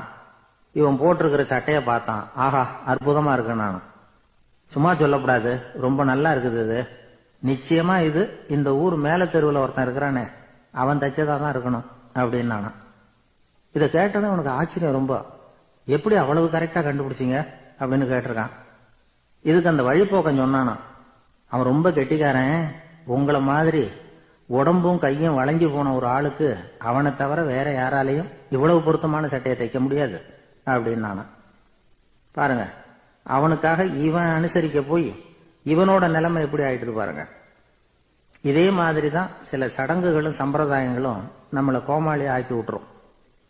எதுவா இருந்தாலும் அதுல அறிவுபூர்வமான அணுகுமுறை அவசியம். ஒரு நர்ஸ் அவசரமா ஓடி வந்து டாக்டர் கிட்ட சொல்லிச்சான், டாக்டர், ஒரு தப்பு நடந்து போச்சு. 10ஆம் நம்பர் பெட்ல இருக்கிற பேஷண்ட்டுக்கு காலில் ஆபரேஷன் பண்றதுக்கு பதிலா கையில் ஆபரேஷன் பண்ணிவிட்டீங்க. கையை ஆபரேஷன் பண்ண வேண்டிய ஆள் 7ஆம் நம்பர் பெட்ல இருக்கார் அப்படின்னு தான். இதுக்கு அவர் பதட்டப்படாம சொன்னாராம், பரவாயில்ல, இவரை தூக்கி 7ஆம் நம்பர் பெட்ல போட்டுரு அப்படின்னாராம். ஒரு காட்டுல ஒரு நரி இருந்தது. ஒரு நாள் காலை நேரம் அது தன்னுடைய இருப்பிடத்திலிருந்து வெளியில வந்தது. கொஞ்ச தூரம் நடந்து வந்தது. அப்பதான் அது தன்னோட நிழலை கவனிச்சு பார்த்தது. பார்த்தா அது ரொம்ப நீளமா பெருசா இருக்குது. காலை நேரத்துல நிழல் அப்படித்தானே இருக்கும். ஆனா அந்த நரிக்கு அந்த விஷயம் தெரியல. தன்னுடைய நீண்ட பெரிய நிழலை பார்த்து ஆச்சரியப்பட்டது. ஆஹா, நாம இவ்வளவு பெருசாவா இருக்கிறோம் அப்படின்னா என்னுடைய காலை சாப்பாட்டுக்கு ஒரு யானை இல்லைன்னா ஒரு ஒட்டகம் கிடைச்சாதான் சரியா இருக்கும் போல இருக்கு அப்படின்னு முடிவு பண்ணிக்கிட்டது. உடனே ஒரு யானை அல்லது ஒட்டகத்தை தேடி அலைஞ்சது, எங்க கிடைக்கும்னு. கிடைக்கவே இல்லை. மத்தியானம் 12 மணி ஆயிட்டுது. பசியோட அலையுது. இப்ப தன்னோட நிழலை பார்த்தது. அது மத்தியான நிழல் எப்படி இருக்கும், அது ரொம்பவும் குறுகி போய் தெரிஞ்சது. உடனே அந்த நரி என்ன நினைச்சுக்கிட்டு தான் தெரியுமா, காலை ஆகாரம் சாப்பிடாததுனால நம்ம உடம்பு இப்படி அழைச்சு போட்டுதே அப்படின்னு நினைச்சுக்கிட்டு தான். கொஞ்ச நேரம் கழிச்சு மறுபடியும் தன்னுடைய நிழலை பார்க்குது. அது இன்னமும் குறுகி போய் காலடியிலேயே வந்துட்டுது. அதுக்கு பயமா போயிடுது. ஐயையோ, இன்னும் கொஞ்ச நேரத்துல நாம இறந்துருவோம் போல இருக்க, இப்ப என்ன செய்யறது? இந்த சமயத்துல ஒரு எறும்பு கிடைச்சா கூட போதும், அதை நம்ம காலை ஆகாரமா நினைச்சு சாப்பிட்டுள்ளாமே அப்படின்னு நினைச்சுதான். நம்முடைய நிழல் கூட நம்மள மாதிரியே தான் அடிக்கடி மாறிக்கிட்டே தான் இருக்குது. அது எப்பவும் ஒரே மாதிரி இருக்கிறது இல்ல. மனிதனுக்கு ஏற்படுகிற தன்முனைப்பு இருக்கு பாருங்க, ஈகோ, அது கூட ஒரு நிழல் மாதிரி தானா. அப்படி நினைக்க ஆரம்பிச்சுட்டா அதனால ஏதும் பிரச்சனை வராதான். தன்முனைப்பை நிழல் போலவே ஏற்றுக்கொள்ளுங்கள் அப்படிங்கிறது பெரியவங்க கருத்து. ஒரு காரியத்தை வெற்றிகரமா நல்ல விதமா செஞ்சு முடிக்கிறோம்னு வச்சுக்கோங்க, அந்த சமயத்துல ஒரு வித நுட்பமான தற்பெருமை நமக்குள்ள உண்டாகுது. இது இயற்கையானது, அதனால இது மேல பற்று வைக்கப்படாது. அப்படி வைக்க ஆரம்பிச்சுட்டா அந்த தற்பெருமை ஒரு நிரந்தர விருந்தாளியா நம்ம கிட்ட தங்கிக்கும். நம்ம நிழல் எப்படின்னு பாருங்க, நாம நடக்கும் பொழுது நம்ம பின்னாடியே வரும். தன்முனைப்பையும் அப்படியே நினைச்சுக்குங்க. நிழல் யாருக்கும் எந்த பிரச்சனையையும் உண்டாக்குறது இல்லை. ஆனா அந்த நிழலை கண்டே நாம பயப்பட ஆரம்பிச்சுட்டா நாம எதுலையும் வெற்றி காண முடியாது. நிழலோட சண்டை போடக்கூடாது. அது மாதிரி தன்முனைப்போடவும் நாம சண்டை போட வேண்டியதில்லை. இல்லாத ஒன்றோடு சண்டை போடுறது எப்படின்னா, அது இருட்டோட சண்டை போடுறது மாதிரி. நாம நிழல் கிடையாது, நம்ம கிட்ட இருக்கிற தன்முனைப்பு ஒரு நிழல். நம்ம நிழலையும் நமக்கு சமமா பாக்குறோம் பாருங்க, அங்கதான் சிக்கலே ஆரம்பம். இப்போ நாம நடந்து போய்கிட்டு இருக்கிறோம். நம்ம நிழல் தரையில விழுது. யாரோ ஒருத்தர் நம்ம நிழல் மேல காலை வச்சு நடந்து போறார். உடனே அவர்கிட்ட சண்டைக்கா போறோம், ஏண்டா என் நிழலை மிதிச்ச அப்படின்னு. நமக்கு தெரியும் அது நிழல் தாங்கிறது. அவர் உங்க மேல நடக்கல, உங்களுடைய நிழல் மேலதான் நடக்கிறார். அது மாதிரி உங்க தன்முனைப்பின் மேல யாராவது நடந்தா உங்களை அவமானப்படுத்துறதா நினைக்கிறீங்க. காரணம், நாமளும் நம்ம தன்முனைப்பும் ஒண்ணுங்கிற நினைப்பு தான் காரணம். மற்றபடி வேற ஒண்ணும் கிடையாது. நம்ம நிழல் மேல நடக்கிறவர் நம்மளை காயப்படுத்துறது இல்லை. தன்முனைப்பை வேண்டாத ஒன்னாவும் பார்க்க வேண்டியதில்லை. அது இயற்கை. நிழலை உங்க முன்னாடி வைக்க வேணாம், அது உங்க பின்னாடியே இருக்கட்டும். நிழலின் நிழலாகி விடாதீர்கள், நீங்கள் நீங்களாகவே இருங்கள். இதுதான் சான்றோர் சிந்தனை. ஒரு பேருந்துல ஒரே நெரிசல். ஒருத்தர் பக்கத்துல நின்றுகிட்டு இருந்தவர்கிட்ட ரொம்ப பணிவா விசாரிச்சார், ஏன் சார், நீங்க ஏதாவது பெரிய உத்தியோகத்துல இருக்கிறீங்களா அப்படின்னார். அப்படிலாம் ஒண்ணும் இல்லைங்கன்னார் அவரு. அப்படின்னா வேற ஏதாவது அரசியல்ல பெரிய பதவியில் இருக்கிறீங்களா அப்படின்னு கேட்டார். அதுவும் இல்லைங்கன்னார். சரி, பணமாவது அதிகமா வச்சிருக்கீங்களா அப்படின்னு கேட்டார். அப்படிலாம் ஒன்றும் கிடையாது சார்னார் அவரு. அப்புறம் எதுக்குடா என் காலை மிதிச்சுக்கிட்டு இருக்கிற, எடுறா காலை அப்படின்னாராம் இவர். ஒரு ரயில் வேகமா போயிட்டு இருக்கு. அது ஒரு ரயில்வே ஸ்டேஷன்ல கொஞ்ச நேரம் நின்னுது. அப்போ அதுல ஒரு ஆள் ஏறினார். தலையில ஒரு மூட்டையை வச்சிருந்தார். மூட்டையை தலையில சுமந்துக்கிட்டே உள்ள வந்தாரு. மூட்டையை தலையில சுமந்துக்கிட்டே ஒரு இடத்துல உட்கார்ந்தார். ரயில் மறுபடியும் புறப்பட்டது. இவர் தன் தலையில இருந்த மூட்டையை கீழே இறக்கி வைக்கணும்ல, வைக்கல, சுமந்துக்கிட்டே வர்றார். எதிரில் உட்கார்ந்துருந்தவர் கேட்டார், ஏங்க ஏன் இப்படியே உட்கார்ந்துருக்கிறீங்க தலையில மூட்டையை வச்சுக்கிட்டு? மூட்டையை கீழே இறக்கி வைக்கலாமே அப்படின்னார். வேணாங்க, பாவம், தலையில இருக்கிற மூட்டையை இறக்கி ரயில்ல வச்சா ரயிலுக்கு பாரம் அதிகமா இருக்கும் அப்படின்னார் அவரு. இப்படி ஒரு ஆளை பார்த்தா நமக்கு சிரிப்பு தான் வரும். ஏன்னா ரயில்ங்கிறது அந்த மூட்டையையும் சேர்த்து சுமந்துக்கிட்டு தான் போகுது. அவன் அந்த மூட்டையை தலையில வச்சிருந்தாலும் ஒண்ணுதான், தரையில வச்சிருந்தாலும் ஒண்ணுதான். அதனால ரயிலுக்கு எந்த மாற்றமும் ஏற்பட போறதில்லை. அதே மாதிரி தான் நம்ம மனமும். இதுவும் ஒரு தேவையில்லாத சுமை, அனாவசியமா சுமந்துக்கிட்டு இருக்கிறோம். இத கீழே இறக்கி வச்சுட்டா வாழ்க்கை பிரயாணம் சுகமா இருக்கும். ரயில் பிரயாணம் பண்ற அந்த ஆள் மூட்டையை சுமக்கிறான், வாழ்க்கை பிரயாணம் பண்ற நாம மனசை சுமக்கிறோம். இது ரெண்டுக்கும் எந்த வித்தியாசமும் இல்லை. மனசை கீழே இறக்கி வச்சுட்டா பாரம் இல்லாமல் வாழலாம், பறவைகள் மாதிரி பறக்கலாம், குழந்தைகள் மாதிரி கள்ளங்கபடம் இல்லாம வாழலாம். இந்த வெளி உலகத்துல நாம நிலை பெற்று இருக்கணும், வேரூன்றி இருக்கணும். அதே சமயம் நம்முடைய உள் வெளியில ஆன்மீக வாழ்க்கையில பாரம் இல்லாம இருக்கணும். அப்போ பறக்கணும், நதியை போல ஓடணும், மிதக்கணும். பயணம் சுகமா இருக்கும், களைப்பு தெரியாது, கவலை தெரியாது. ஒரு சீடன் போதி தர்மரை நாடி வந்தான். குருவே, நீங்கள் என்ன வெறுமையாக இருக்க சொன்னீங்க, நான் இப்ப மறுபடியும் வெறுமையானவன் ஆகிட்டேன், அதனால இப்ப என்ன செய்ய சொல்றீங்க என்ன அப்படின்னு சொல்லி நின்னான். உடனே அந்த குரு பக்கத்துல இருந்த ஒரு குச்சியை எடுத்து அவன் தலையில அடிச்சு, போய் அந்த வெற்றுத்தன்மையையும் வீசி எறிந்து விட்டு வா அப்படின்னார். நான் இப்போ காலியா இருக்கிறேன்னு ஒருத்தன் சொல்றான்னு வச்சுங்க, அது உண்மை இல்லை. ஏன்னா இன்னமும் அதுல நான்கிற எண்ணம் இருக்குது. எந்த சிந்தனையும் இல்லாம இருக்கிறது கடினம் தான். ஆனாலும் மனிதன் அதுல உள்ள நுட்பத்தை புரிஞ்சுக்கிட்டான்னா இவ்வளவு தூரம் தூக்கி சுமந்துக்கிட்டு வந்த அந்த மனதின் முட்டாள்தனத்தை அவனே பார்த்துட்டு சிரிப்பான். இதுதான் பெரியவங்க சொல்லியிருக்கிற ஆலோசனை. நம்மால் ஒருத்தன் தலையில ஒரு பெரிய மூங்கில் கூடையோட ரயில்ல உட்கார்ந்தான். கூடை தலையில இருந்தது, கீழே இறக்கி வைக்கல. எதிரில் இருந்தவர் கேட்டார், ஏங்க எதுக்காக அதை அனாவசியமா சுமந்துகிட்டே இருக்கீங்க, கீழே இறக்கி வைங்களேன்னார். இல்லைங்க, நான் வீட்டை விட்டு புறப்படும் பொழுதே என் பையன் சொல்லிவிட்டான், கூடைய தலையை விட்டு இறக்கப்படாதுன்னு அப்படின்னார். அவன் சின்ன பையன், விவரம் இல்லாம சொல்லியிருப்பான். இப்ப என்ன நேரில் வந்தா பாத்துக்கிட்டு இருக்கிறான், நீங்க இறக்கி வைங்கன்னார் அவர். அவன் நேரில் பாத்துக்கிட்டு இல்ல, இருந்தாலும் நான் இந்த கூடையை கீழே இறக்கி வச்சா அது அவனுக்கு தெரிஞ்சிரும் அப்படின்னாரு இவர். அது எப்படின்னார் அவர். அவன் தனக்கு டிக்கெட் வாங்க வேணாம்னு சொல்லி இப்ப இந்த கூடைக்குள்ளதான் உட்கார்ந்துருக்கிறான் அப்படின்னார் இவர். ஒரு சில வீடுகளில் கூட இது மாதிரி சைகைகள் உண்டு. சில குடும்ப தலைவர்கள் தினமும் காலையில கண்ணை கெட்டியா மூடிக்கிட்டு கை ரெண்டையும் சுத்தமா விரிச்சு வச்சுட்டு உட்காந்து தியானம் பண்றது வழக்கம். எதுக்காக அப்படி பண்றீங்கன்னு ஒருத்தரை பார்த்து கேட்டேன். இந்த மாசம் வாங்கின சம்பளம் பூரா தீர்ந்து போச்சு, இனிமே என் கையில சுத்தமா ஒண்ணும் இல்லை, புதுசா எதுவும் செலவு வச்சுடாத அப்படிங்கறத அப்படி உள்ளங்கை ரெண்டையும் விரிச்சு காட்டி அவங்களுக்கு உணர்த்தினேன், அவ்வளவுதான் அப்படின்னார். ஒரு ஊர்ல ஒரு மன்னர் இருந்தார். அழகான அரண்மனையில அவர் இருந்தார். அந்த அரண்மனையை விட அழகா ஒரு மாளிகையை அந்த ஊர்லயே வேற ஒருத்தன் கட்டியிருந்தான். அப்படி கட்டி முடிச்சதுல அவனுக்கு ரொம்ப பெருமை. எத்தனையோ செல்வந்தர்கள்லாம் பார்த்துட்டு, இந்த மாளிகையை விலைக்கு கொடுத்துடுறியா, எவ்வளவு விலை சொன்னாலும் சரி நாங்க வாங்கிக்கிறதுக்கு தயாரா இருக்கோம் அப்படின்னு சொல்லி கேட்டு பார்த்துட்டாங்க. நான் இதை விற்கிறதுக்கு தயாரா இல்லை அப்படின்னு சொல்லிவிட்டான். அவ்வளவு சிறப்பா கலை அம்சத்தோடு அதை கட்டி முடிச்சிருக்கிறான். அதுவே ஒரு பெரிய அரண்மனை மாதிரி இருந்ததுன்னா பாத்துங்களேன். சுற்றிலும் அழகான பூந்தோட்டம். ஒரு நாள் அவன் எங்கேயோ வெளியூர் போயிட்டு திரும்பி வந்துகிட்டு இருக்கிறான். அப்போ அந்த மாளிகை தீப்பெட்டி எரிஞ்சுக்கிட்டு இருக்கு. பதறி போட்டான். விலைக்கு கேட்டவங்க யாராவது இதை செஞ்சிருக்கணும், இல்லைன்னா மன்னரே செய்த சதியோ என்னவோ, இப்படிலாம் அவனுக்கு சந்தேகம். ஒரு மூலையில உட்காந்து அழ ஆரம்பிச்சுட்டான். அந்த சமயத்துல அவனுடைய மகன் அங்க ஓடி வந்தான். அப்பா அழாதீங்க, இதை நான் நேற்று ராத்திரியே நம்ம ஊர் மன்னருக்கு வித்துட்டேன்.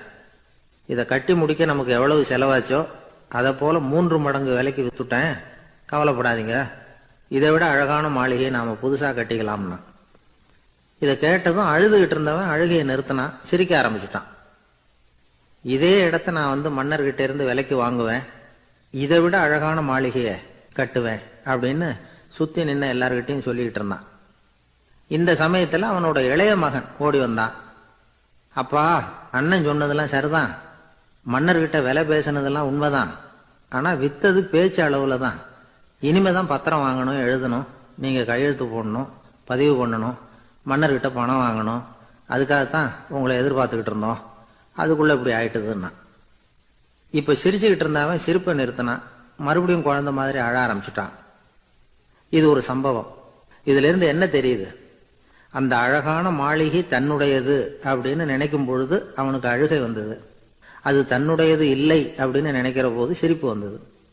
மறுபடியும் அது தன்னுடையதுதான் அப்படிங்கிற உணர்வு வரும்பொழுது அழுகை.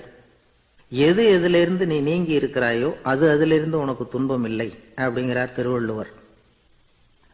இந்த உடம்பு என்னுடையதில்லை அப்படிங்கிற உணர்வு வந்துட்டா அது ஒரு பெரிய நிலை.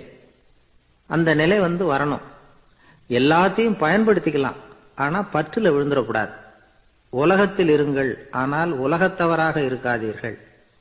உலகிற்குள் இருங்கள், உலகம் உங்களுக்குள் வந்துவிட அனுமதிக்காதீர்கள்.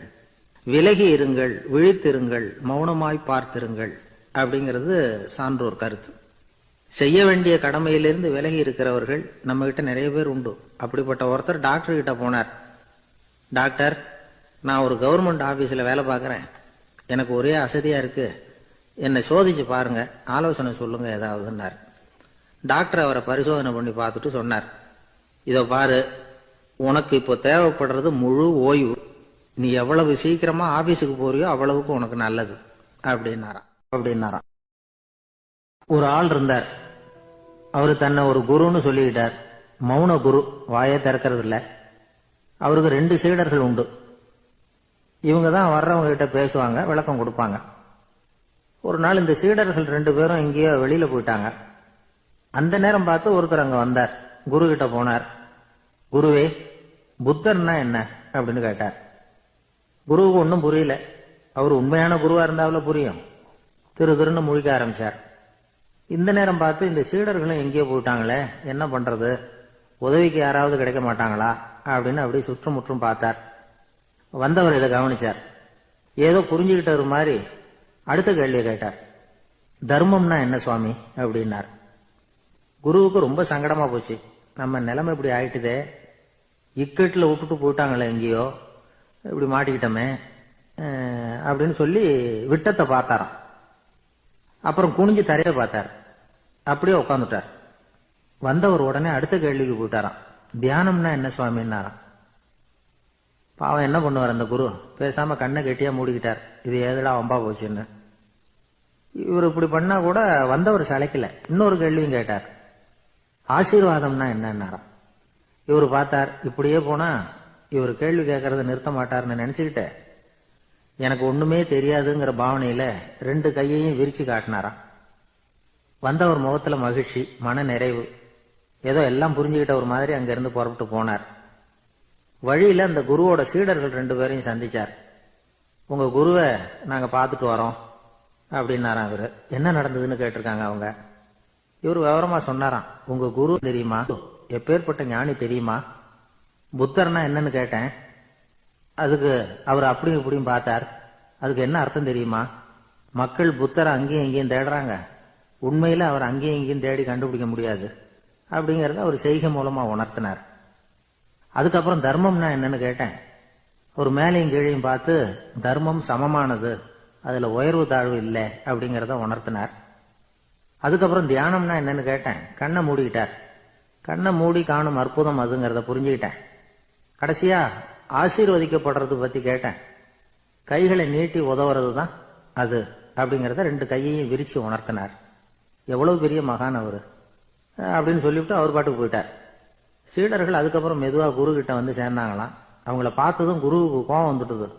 அடே பாவிகளா, எங்கடா போய் தொலைஞ்சிங்க, நான் ஒரு ஆளுகிட்ட மாட்டிக்கிட்டு என்ன பாடுபட்டிருக்கேன் தெரியுமா அப்படின்னாராம். இது மாதிரிதான் சாதாரண மனிதர்களின் புற வேடங்கள்ல மயங்கி போயிடுறோம். அவங்க பேச்சு, செய்கை, பார்வை இதுல எல்லாம் ஏதோ பெரிய தத்துவம் இருக்கிறதாக நினைச்சுக்கிறோம். உண்மையிலேயே அந்த தத்துவங்கள் யாருக்கு சொந்தம்? அவங்களுக்கு இல்ல, நமக்கு தான் சொந்தம். நாம தானே அதை கற்பிச்சுக்கிட்டோம். நம்மை நாம அடையாளம் கண்டுக்கிறது இல்ல, நாம யாருங்கிறது நமக்கு புரியறது இல்ல. அதுதான் இன்னைக்கு நடக்கிறது.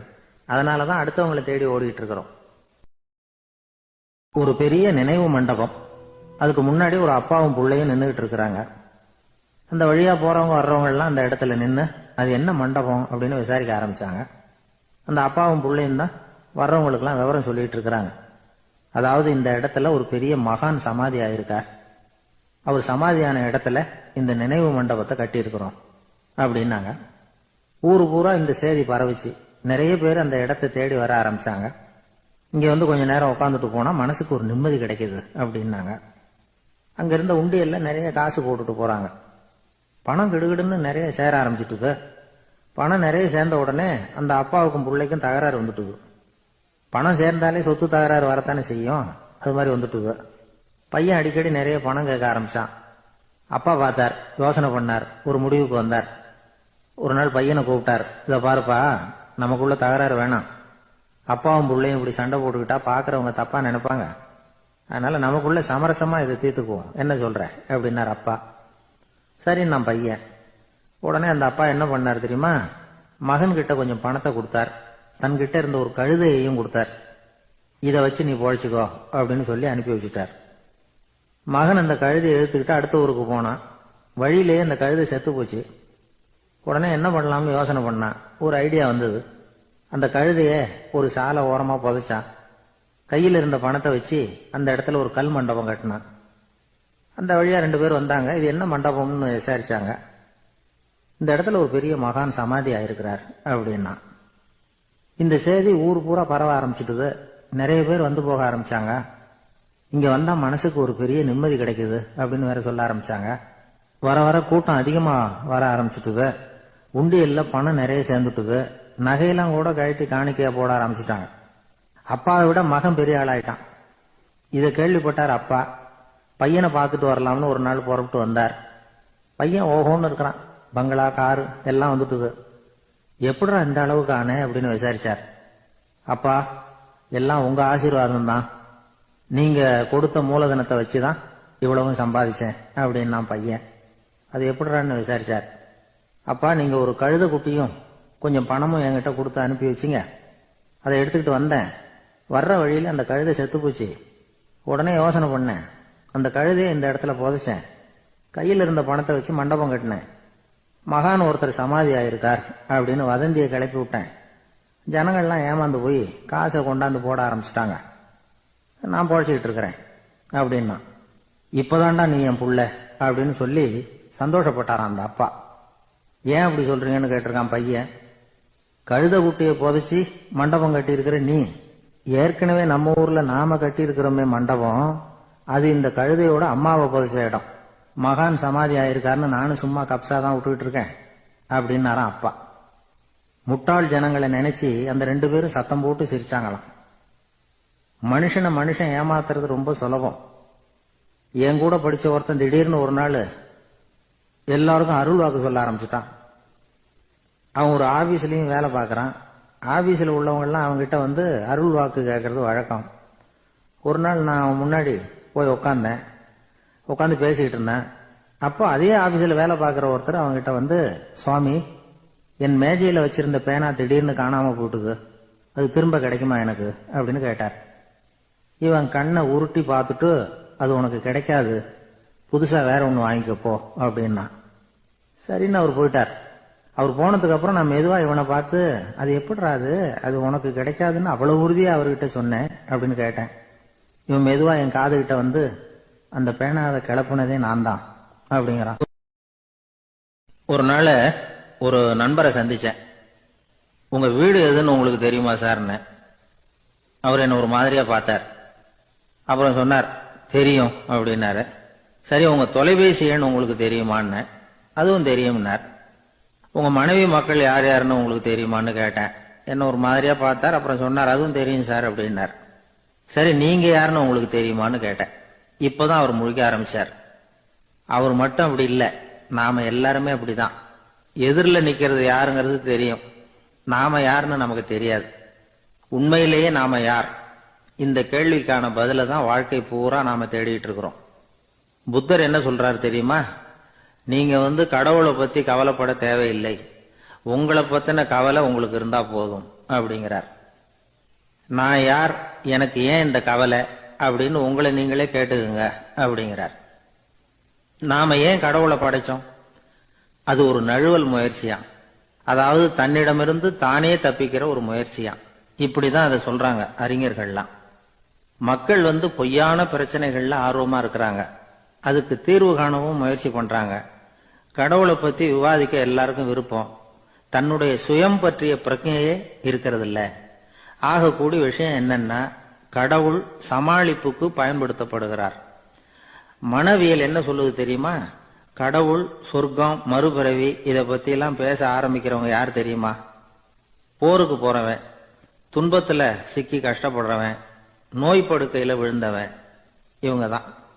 நாம அனுபவத்திலேயே பாக்குறோமே இதையெல்லாம். கடவுளை துணைக்கு கூப்பிடுறவங்க யாருன்னு கவனிச்சு பாருங்க. பரீட்சை எழுத போறவன், வேலை தேடி அலையிறவன், பண நெருக்கடியில் இருக்கிறவன், விபத்துல சிக்கிக்கிட்டவன், இவங்கெல்லாம் தான்.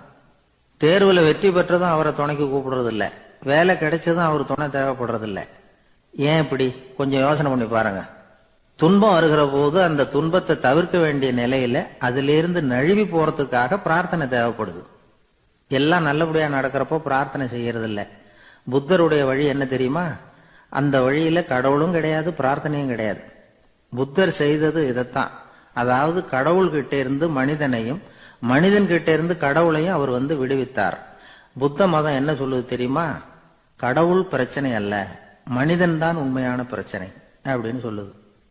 உங்களை நீங்க நல்லா தெரிஞ்சுக்கிட்டா போதும், நீங்களே கடவுள் ஆயிடுவீங்க அப்படிங்கிறது தான் புத்த மதம். அதனால நமக்கு தேவை உள்முக பயணம். நான் யார் அப்படிங்கிற கேள்வியோட உள்ள போகணும். அங்க போனாதான் தெரியும் நான் அப்படின்னு அங்க யாருமே இல்லைங்கிறது. இதெல்லாம் புத்தர் சொல்லுகிற ஒரு தத்துவம். தத்துவம்னு சொன்னாவே நமக்கெல்லாம் அதை புரிஞ்சுக்கிறது கஷ்டம்தான். நம்ம பொறுத்த வரைக்கும் தத்துவம்ங்கிறதுல ரெண்டு வகை உண்டு. ஒன்னு தத்துவம், இன்னொன்னு மகா தத்துவம்.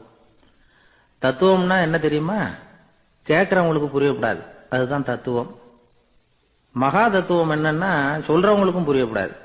அந்த வகையில பார்த்தா இன்று ஒரு தகவலும் ஒரு மகா தத்துவம் தான். ஒரு ஊர்ல ஒரு ஆள் இருந்தான், கற்பனையிலேயே காலத்தை கடத்திக்கிட்டு இருந்தான். ஒரு நாள் ஒரு மரத்தடியில உட்கார்ந்துருந்தான். அவனுக்கு பசிக்கிற மாதிரி தெரிஞ்சது. உடனே கற்பனையிலேயே சாப்பிட ஆரம்பிச்சுட்டான். அதாவது எதிரில் இலை போட்டு சாப்பாடு போடப்பட்டிருக்கிறதாகவும் அதை இவன் சாப்பிட்றதாகவும் நினைச்சுக்கிட்டு கையை மட்டும் வாய்க்கும் தரைக்குமா அப்படியும் இப்படியும் கொண்டுகிட்டு போய் பாவனை பண்ணிக்கிட்டே இருக்கிறான். தூரத்துல இருந்து பாக்குறவங்களுக்கு இவன் ஏதோ பலமான விருந்து சாப்பிட்டுட்டு இருக்கிறான் அப்படின்னு தான் தோணும். அது மாதிரியே பண்ணிட்டு இருந்தான். அந்த வழியா ஒரு சன்னியாசி வந்துகிட்டு இருந்தார். இவனை பார்த்தார். என்ன இவன் இப்படி பண்ணிட்டு இருக்கிறானே அப்படின்னு நினைச்சாரு. கொஞ்ச நேரம் அவனையே உத்து பார்த்துக்கிட்டு இருந்தார். இவரை பார்த்ததும் அவன் இன்னமும் சுவாரஸ்யமா சாப்பிட ஆரம்பிச்சுட்டான். அப்பப்பா, என்ன இது, இந்த குழம்பு இவ்வளவு காரமா இருக்கு, என்னுடைய நாக்கே எரிஞ்சு போடும் போல இருக்கு அப்படின்னு சொல்லிட்டு பக்கத்துல ஒரு குவளையை எடுத்து தண்ணி குடிக்கிறது மாதிரி பாவனை பண்றான். அப்பாடா, இப்ப கொஞ்சம் பரவாயில்ல அப்படின்னு சொல்லிட்டு குவளையை கீழே வைக்கிறது மாதிரி ஒரு பாவனை பண்றான். சன்னியாசி பார்த்தார். என்னப்பா, சாப்பாட்டுல காரம் அதிகமோ அப்படின்னார். ஆமா சுவாமி, ஞாபகம் மறதியில் கொஞ்சம் மிளகாய் அதிகமா சேர்த்துக்கிட்டேன் அப்படின்னா. சரி சாப்பிடு அப்படின்னு சொல்லிட்டார். அவன் சாப்பிட்டு முடிக்கிற வரைக்கும் பொறுமையா உட்காந்துருந்தார். அவன் அப்பாடா அப்படின்னு சொல்லிட்டு மறுபடியும் தண்ணியை எடுத்து குடிச்சான். எல்லாம் கற்பனையிலேயே. அதுக்கப்புறம் சன்னியாசி பேச ஆரம்பிச்சார். இதை பாருப்பா, உன்னுடைய கற்பனையை நான் மெச்சுறேன், இருந்தாலும் உன் சாப்பாட்டுல ஒரு இனிப்பையும் வச்சிருக்கலாமே, ஏன் மிளகாய அளவுக்கு அதிகமா போட்டுட்டு அவஸ்தைப்படுற அப்படின்னார். அவன் யோசிக்க ஆரம்பிச்சான். அதுக்கப்புறம் இவர் சொன்னார், இதை பாருப்பா, இனிமேல உன்னுடைய கற்பனையும் உயர்ந்ததாக இருக்கட்டும் அப்படின்னு உபதேசம் பண்ணிவிட்டு போனார். எப்பவும் உயர்வை பத்தியே சிந்திக்கணும். உயர்வு கிடைக்கலன்னா கூட அப்படி சிந்திக்கிறத நிறுத்தப்படாது அப்படிங்கிறார் திருவள்ளுவர். உள்ளுவது எல்லாம் உயர் உள்ளல், மற்ற அது தள்ளினும் தள்ளாமை நேர்த்து. ஊக்கம் இல்லாம உலகத்துல வாழ்ந்து பிரயோஜனம் இல்லை. அதனால உயர்வாவே சிந்திக்கணும். அது நம்மளை ஊக்கப்படுத்தும். இது பெரியோர் வாக்கு. இந்த உலகத்துல கற்பனையிலேயே வாழ்கிற சில கஞ்சர்களும் உண்டு. அதாவது ரெண்டு கஞ்சர்கள், ரெண்டு பேரும் பக்கத்து பக்கத்து ஊர்ல இருந்தாங்க. பொங்கல் சமயம் ஒரு கஞ்சன் தன்னுடைய மகனை கூப்பிட்டான். இதோ பாருப்பா, பக்கத்து ஊர்ல என்னுடைய நண்பன் ஒருத்தன் இருக்கிறான், அவனுக்கு பொங்கல் பரிசு ஏதாவது கொடுக்கணும். நான் ஒரு 4 ஆட்டுக்குட்டியை தரேன், நீ கொண்டுகிட்டு போய் கொடுத்துட்டு வந்து விடுறியா அப்படின்னு கேட்டான். சரி, நான் புள்ள ஒரு பைய கையில் எடுத்துக்கோன்னா அவன் எடுத்துக்கிட்டான். இந்த ஆட்டுக்குட்டி பிடிச்சிக்கோ அப்படின்னு சொல்லி ஒவ்வொன்னா போடுறேன் பார் அப்படின்னு சொல்லிட்டு 1 2 3 4 அப்படின்னு எண்ணிக்கிட்டே வெறும் சைகையாலேயே ஆட்டுக்குட்டியை பிடிச்சி போடுறது மாதிரி பாவனை பண்ணிட்டு இருக்கிறான். அவன் பிள்ளையும் அது ரொம்ப அக்கறையா வாங்கிக்கிறது மாதிரி வாங்கிட்டு அந்த பைய தூக்கிட்டு அடுத்த ஊருக்கு போறான். இவன் அங்க போய் சேர்ந்த நேரத்துல அந்த கஞ்சம் ஊர்ல இல்ல, எங்கேயோ வெளியில போயிருக்கிறான். அவனோட புள்ள மட்டும்தான் வீட்டுல இருந்தான். இவன் அவன்கிட்ட, இதை பாரு, எங்க அப்பா உங்க அப்பாவுக்கு ஆட்டுக்குட்டி கொடுத்து அனுப்பியிருக்கிறாரு, பிடிச்சிக்கோ அப்படின்னு சொல்லி பாவனையிலேயே ஒவ்வொன்னா எடுத்து அவன்கிட்ட கொடுத்துட்டான். அவனும் வாங்கிட்டான் வாங்குறது மாதிரி. அப்புறம் சொன்னான், சரிப்பா, நானும் பதிலுக்கு ஏதாவது ஒன்னுகிட்ட கொடுக்கணும் இல்லையா, அதனால அந்த பைய புடி, ஒரு 10 எலுமிச்சம்பழம் தரேன், பதிலுக்கு அதை நீ எடுத்துட்டு போ அப்படின்னு சொல்லி கையாலேயே ஒவ்வொன்னா எடுத்து போடுறது மாதிரி பாவனை பண்ணிவிட்டான். அவனும் ரொம்ப நன்றி அப்படின்னு சொல்லிவிட்டு அதை வாங்கிட்டு போயிட்டான். கொஞ்ச நேரம் கழிச்சு வெளியில போயிருந்த அப்பங்காரன் திரும்பி வந்தான். உள்ள சொன்னான், அப்பா, உன்னோட நண்பர் அவருடைய மகன் மூலமா உனக்கு 6 ஆட்டுக்குட்டி கொடுத்து அனுப்பியிருந்தார், நானும் பதிலுக்கு ஒரு 10 எலுமிச்சம்பழம் கொடுத்து அனுப்பியிருக்கிறேன் அப்படின்னா. எப்படிடா கொடுத்தேன்னு கேட்டார் அப்பா. இப்படிதான் கொடுத்தேன்னு சொல்லி சைகையிலேயே காட்டினான். இதை பார்த்ததும் அப்பங்காரனுக்கு பயங்கரமா கோபம் வந்துட்டுது. பலார்னு அரைஞ்சுட்டான் பையனு. ஏன்பா அரைஞ்ச, 10 எலுமிச்சம்பழம் கொடுத்துட்டேனே அப்படிங்கிறதுக்காகவா அப்படின்னு கேட்டான். அது கூட பரவாயில்ல, நீ காட்டுற சைகையை பார்த்தா ஆரஞ்சு பழம் சைஸுக்கு இருக்குதே, அவ்வளவு பெருசா ஏன் கொடுத்த, அதுதான் எனக்கு கோபம் அப்படின்னா. ஒரு ஊர்ல ஒரு சித்தர் இருந்தார், சூஃபி சித்தர். அவர் ஞானம் பெற்ற ஒரு சித்தர். ஒரு நாள் அந்த நாட்டு மன்னன் அவரை பார்க்கறதுக்காக வந்தான். என்ன வேணும் உனக்குன்னு கேட்டார். நான் கடவுளை பார்க்கணும், அதுக்கு நீங்க தான் உதவி பண்ணணும் அப்படின்னா அவன். சித்தர் கொஞ்சம் யோசனை பண்ணார். சரி, போயிட்டு நாளைக்கு வாடினார். அதே மாதிரி மன்னன் போயிட்டு அடுத்த நாள் வந்தான். இங்க நீ என்னோட ஒரு வாரம் தங்கியிருக்க வேண்டியிருக்கும்னார். சரின்னா ஒரு பிச்சை பாத்திரத்தை தூக்கி கையில கொடுத்தார். அவனுக்கு ஒன்றும் புரியல, இருந்தாலும் வாங்கிட்டான். வாங்கிட்டு இதை என்ன செய்யணும் அப்படின்னு கேட்டான். இதை ஒன்றும் செய்ய வேணாம், இதை எடுத்துக்கிட்டு பக்கத்தில் உள்ள கிராமங்களுக்கு போ, வீடு வீடா பிச்சை எடுத்துக்கிட்டு வா, அப்படி வந்த பிறகுதான் உனக்கு சாப்பாடும் ஓய்வும் கிடைக்கும். ஒரு வாரம் இப்படி செய், அதுக்கப்புறம் 8வது நாள் நாம கடவுளை பத்தி யோசிக்கலாம் அப்படின்னார். இப்படி ஒரு சொன்னதை கேட்டதும் அந்த அரசனுக்கு அதிர்ச்சி ஆயிட்டுது. ஒரு மாதிரி ஆயிட்டான். தன்னுடைய சொந்த நாட்டுல சொந்த குடிமக்கள் கிட்ட போய் பிச்சை எடுக்கிறதா அப்படின்னு யோசனை பண்ணி பார்த்தான். அதுக்கப்புறம் மெதுவா அவன் அந்த சித்தரை பார்த்தான். ஐயா, சொந்த நாட்டிலேயே பிச்சை எடுக்கிறதுன்னா எனக்கு ஒரு மாதிரியா இருக்கு, வெக்கமா இருக்கு, நான் வேணும்னா வெளி தேசத்துல எங்கேயாவது போய் பிச்சை எடுக்கவா அப்படின்னு கேட்டான். இதுக்கு அந்த சித்தர் ஒரு சம்மதிக்கல. இதை பாரு, உன்னால பிச்சை எடுக்க முடியலன்னா பேசாம திரும்பி அரண்மனைக்கே போயிடு, அதுக்கப்புறம் கடவுளை பத்தி எல்லாம் பேசுறதுக்கு என்னை தேடிட்டு வரக்கூடாது அப்படின்னு விட்டார். மன்னன் தயங்கினான், இருந்தாலும் மனசை சரி பண்ணிட்டு சம்மதிச்சான். சரிங்க, ஒரு வாரம் இங்க தங்குறேன், நீங்க சொல்றது மாதிரி பக்கத்து கிராமங்களுக்கு போறேன், வீடு வீடா பிச்சை எடுக்கிறேன், வர்றேன் அப்படின்னா. ஒரு வாரம் தெரு தெருவா பிச்சை பாத்திரத்தோட அலைஞ்சான். சொந்த ஊர்ல சொந்த குடிமக்கள் கிட்ட பிச்சை எடுத்தான். 7 நாள் முடிஞ்சது. 8வது நாள் அந்த சித்தர் மன்னனை கூப்பிட்டார். இப்படி வாழ்னார். வந்தான். இனிமே நீ கடவுளை பத்தி என்கிட்ட கேட்கலாம்னார். இனிமே கேட்கறதுக்கு ஒண்ணுமே இல்லை சுவாமின்னா இவன். ஒரு வார காலம் பிச்சை எடுத்த பிறகுதான் கடவுளை காண முடியும் அப்படின்னு நான் கனவு கூட காணவில்லைன்னா. அப்படின்னா நீ பிச்சை எடுத்த காலத்துல அப்படி என்னதான் நடந்தது அப்படின்னு கேட்டார் அவரு. சுவாமி, ஒரு வார காலம் பிச்சை எடுத்ததுல என்னுடைய ஆணவம் அழிஞ்சுட்டுது, அது இப்ப இருக்கிற இடமே தெரியல, இப்ப அதை காணவே காணோம். பிச்சைக்காரனா இருந்தப்போ பெற்றதை மன்னனாக இருக்கும் போது பெற முடியாதுங்கிறத புரிஞ்சுக்கிட்டேன் அப்படின்னா மன்னன். அடக்கம் பிறந்தவுடன் தெய்வீக கதவுகள் திறந்து கொள்ளுகின்றன அப்படிங்கிறார் ஓஷோ. நம்மால் ஒருத்தன் ஆணவம் அழியணுங்கிறதுக்காக ஒரு திருவோட்டை எடுத்துக்கிட்டு தெரு தெருவா பிச்சை எடுக்க ஆரம்பிச்சான். என்ன, தெய்வீக கதவுகள் திறந்துதா அப்படின்னு கேட்டார் ஒருத்தர். தெய்வீக கதவு திறக்கிறதுக்கு முன்னாடியே எங்க வீட்டு கதவு சாத்திக்கிட்டுதுன்னா. என்னடா சொல்றேன்னார். இனிமே வீட்டுக்குள்ளேயே வர வேணாம், இதையே தொழிலா வச்சுக்கோ அப்படின்னு எங்க வீட்டுல சொல்லிவிட்டாங்க சார் அப்படின்னா. ஒரு பள்ளிக்கூடம் வகுப்பு நடந்துகிட்டு இருக்கு. ஆசிரியர் பாடம் நடத்திக்கிட்டு இருக்கிறார். நடத்தி முடிச்ச உடனே கேட்டார், மாணவர்களே, இதுவரைக்கும் நான் நடத்தின பாடத்துல உங்களுக்கு ஏதாவது சந்தேகம் இருக்கா அப்படின்னு கேட்டார். அப்புறம் ஒவ்வொருத்தரா கேட்டார். ஒரு மாணவன் எழுந்திருச்சான். சார், எனக்கு சந்தேகம் எதுவுமே இல்லைன்னா. ஏன்னு கேட்டார்.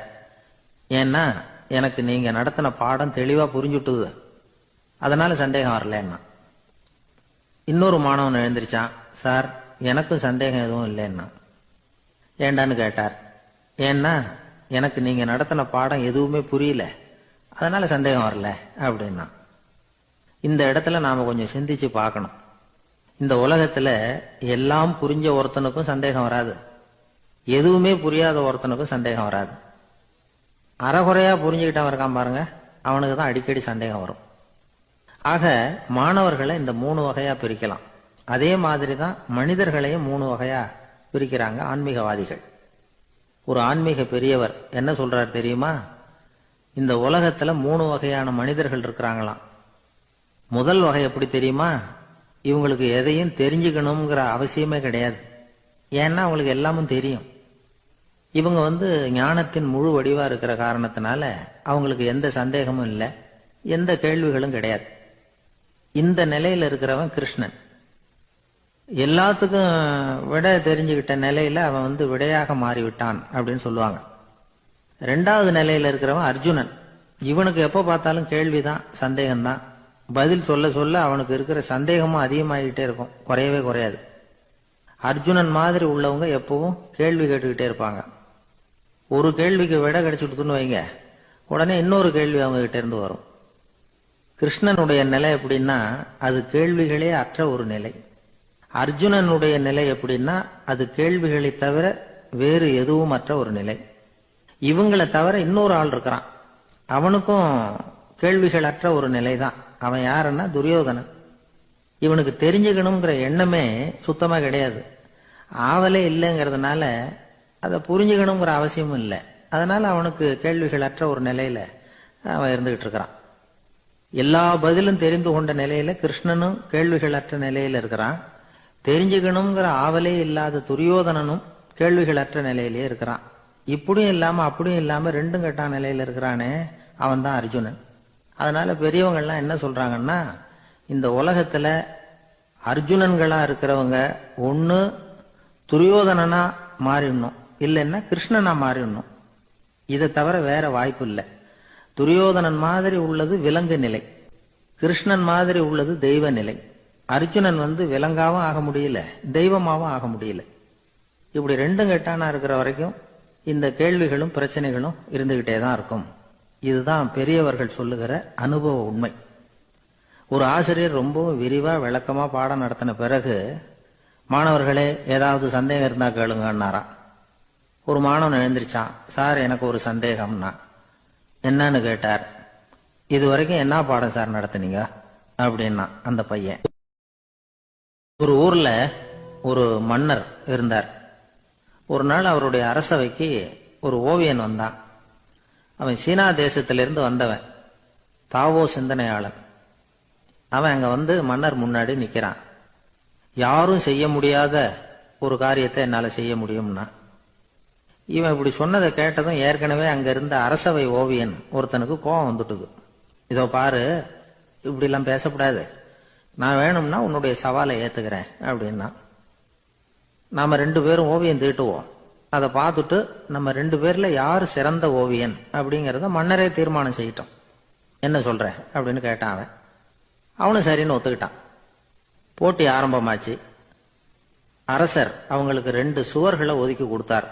6 மாச காலம் அவகாசம் கொடுத்தார். 2 ஓவியர்களும் அவங்கவங்க வேலையை ஆரம்பிச்சாங்க. இரவு பகலா வேலை செய்ய ஆரம்பிச்சுட்டாங்க. 6 மாசம் முடிஞ்சது. அரசர் பார்த்தார். முதல்ல தன்னுடைய அரசவை ஓவியர் தீட்டி இருந்த ஓவியத்தை பார்த்தார். ரொம்ப பிரமாதமா இருந்தது, பாராட்டினார். இதோ பாரு, உன்னுடைய ஓவியம் அற்புதமா இருக்கு, உயிரோட்டம் உள்ளதா இருக்குது, கலையின் உச்சமே இதுதான் இதை விட சிறந்த ஒரு ஓவியத்தை வேற யாராலையும் படைக்க முடியாது அப்படின்னார். அதுக்கப்புறம் அந்த சீன ஓவியன் கிட்ட போனார். எங்க உன்னுடைய ஓவியம்னு கேட்டார். திரைச்சீலையை விலக்கி விட்டு பாருங்கன்னா மன்னர் அந்த திரைச்சீலையை விளக்குனார். உள்ள ஓவியம் இருக்க வேண்டிய இடம் கண்ணாடி மாதிரி தெரிஞ்சுது. அவன் அந்த 6 மாச காலமா அந்த சுவரை தேய்ச்சி தேய்ச்சி கண்ணாடி மாதிரி ஆக்கி வச்சிருக்கிறான். அதுக்கு நேரா எதிர் சுவரில் அரசவை ஓவியம் தீட்டின ஓவியம் இருக்கு. அது எதிரில் இருந்த இந்த கண்ணாடியில பட்டு பிரதிபலிக்குது. மன்னர் யோசனை பண்ண ஆரம்பிச்சார். அப்புறம் அந்த சீன ஓவியனை பார்த்து கேட்டார், இதை பாரு, நீ என்னுடைய ஆளை தோற்கடிச்சுட்ட அப்படிங்கறதுல சந்தேகம் இல்லை. ஆனாலும் எங்களை ஏமாத்தி இருக்கிற, எந்த ஓவியமும் நீ வரையலையே அப்படின்னார். அரசே, இதுதான் உண்மையான ஓவியம், உயிருள்ள ஓவியம். இது மனோபாவங்களை பிரதிபலிக்கும், மாறுகின்ற காலங்களை அப்படியே காட்டும் அப்படின்னா அந்த சீன ஓவியன். கையால வரைகிற ஓவியங்கள்ல சலனம் இல்லை, கண்ணாடி அப்படி கிடையாது. சக்தியின் ஓட்டம் அதுல எப்பவும் இருந்துகிட்டே இருக்கும். கண்ணாடி மட்டுமே ஜீவனுள்ள ஓவியமா இருக்க முடியுங்கிறத அந்த சீன ஓவியன் தெரிஞ்சு வச்சிருந்தான். ஏன்னா அவன் ஒரு தாவோ சிந்தனையாளன். ஒவ்வொரு குழந்தையும் இந்த கண்ணாடியோட தான் பிறக்குது. ஆனா நாம என்ன செய்யறோம்னா ஓவியங்களை கண்ணாடி மீது பதிப்பிச்சு விடுறோம். கண்ணாடி நம்மளை பிரதிபலிக்குது. நம்முடைய அழகோ அவலட்சணமோ கண்ணாடியை பாதிக்கிறது இல்லை. ஏன்னா அதுக்கு மனம் கிடையாது. கடந்து போன வினாடியை பத்தி அது சிந்திக்கிறது இல்லை. அடுத்த கணத்தை பத்தின எதிர்பார்ப்பும் அதுகிட்ட கிடையாது. அதுதான் பற்றற்ற நிலை.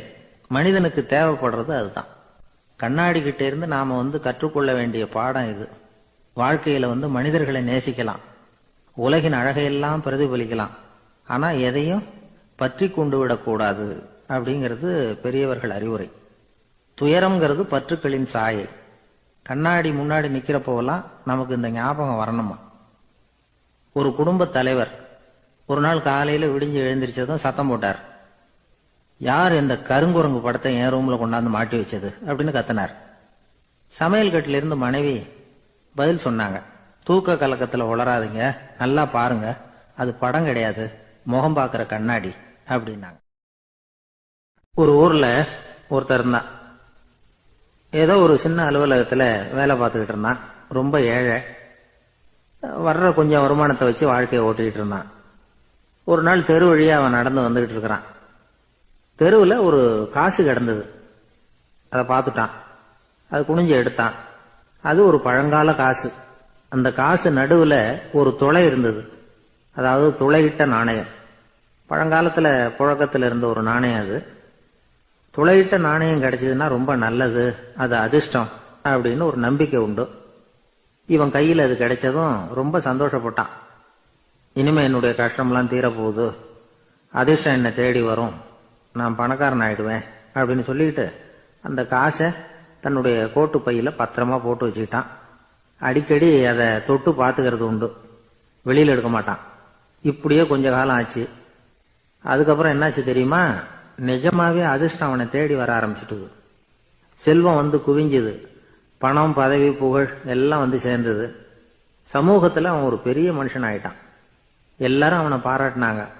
அவன் எதை தொட்டாலும் வெற்றி, எல்லாம் அந்த காசோட மகிமை அப்படின்னு அவன் மனசுக்குள்ள நினைச்சுக்கிட்டான். தினமும் காலையில அந்த கோட்டை போட்டுக்கிட்டு தான் வெளியில கிளம்புவான். புறப்படுறதுக்கு முன்னாடி கோட்டு பாக்கெட்டை தொட்டு பார்த்துக்குவான், உள்ள காசு இருக்கா அப்படிங்கிறத உறுதிப்படுத்திக்குவான்.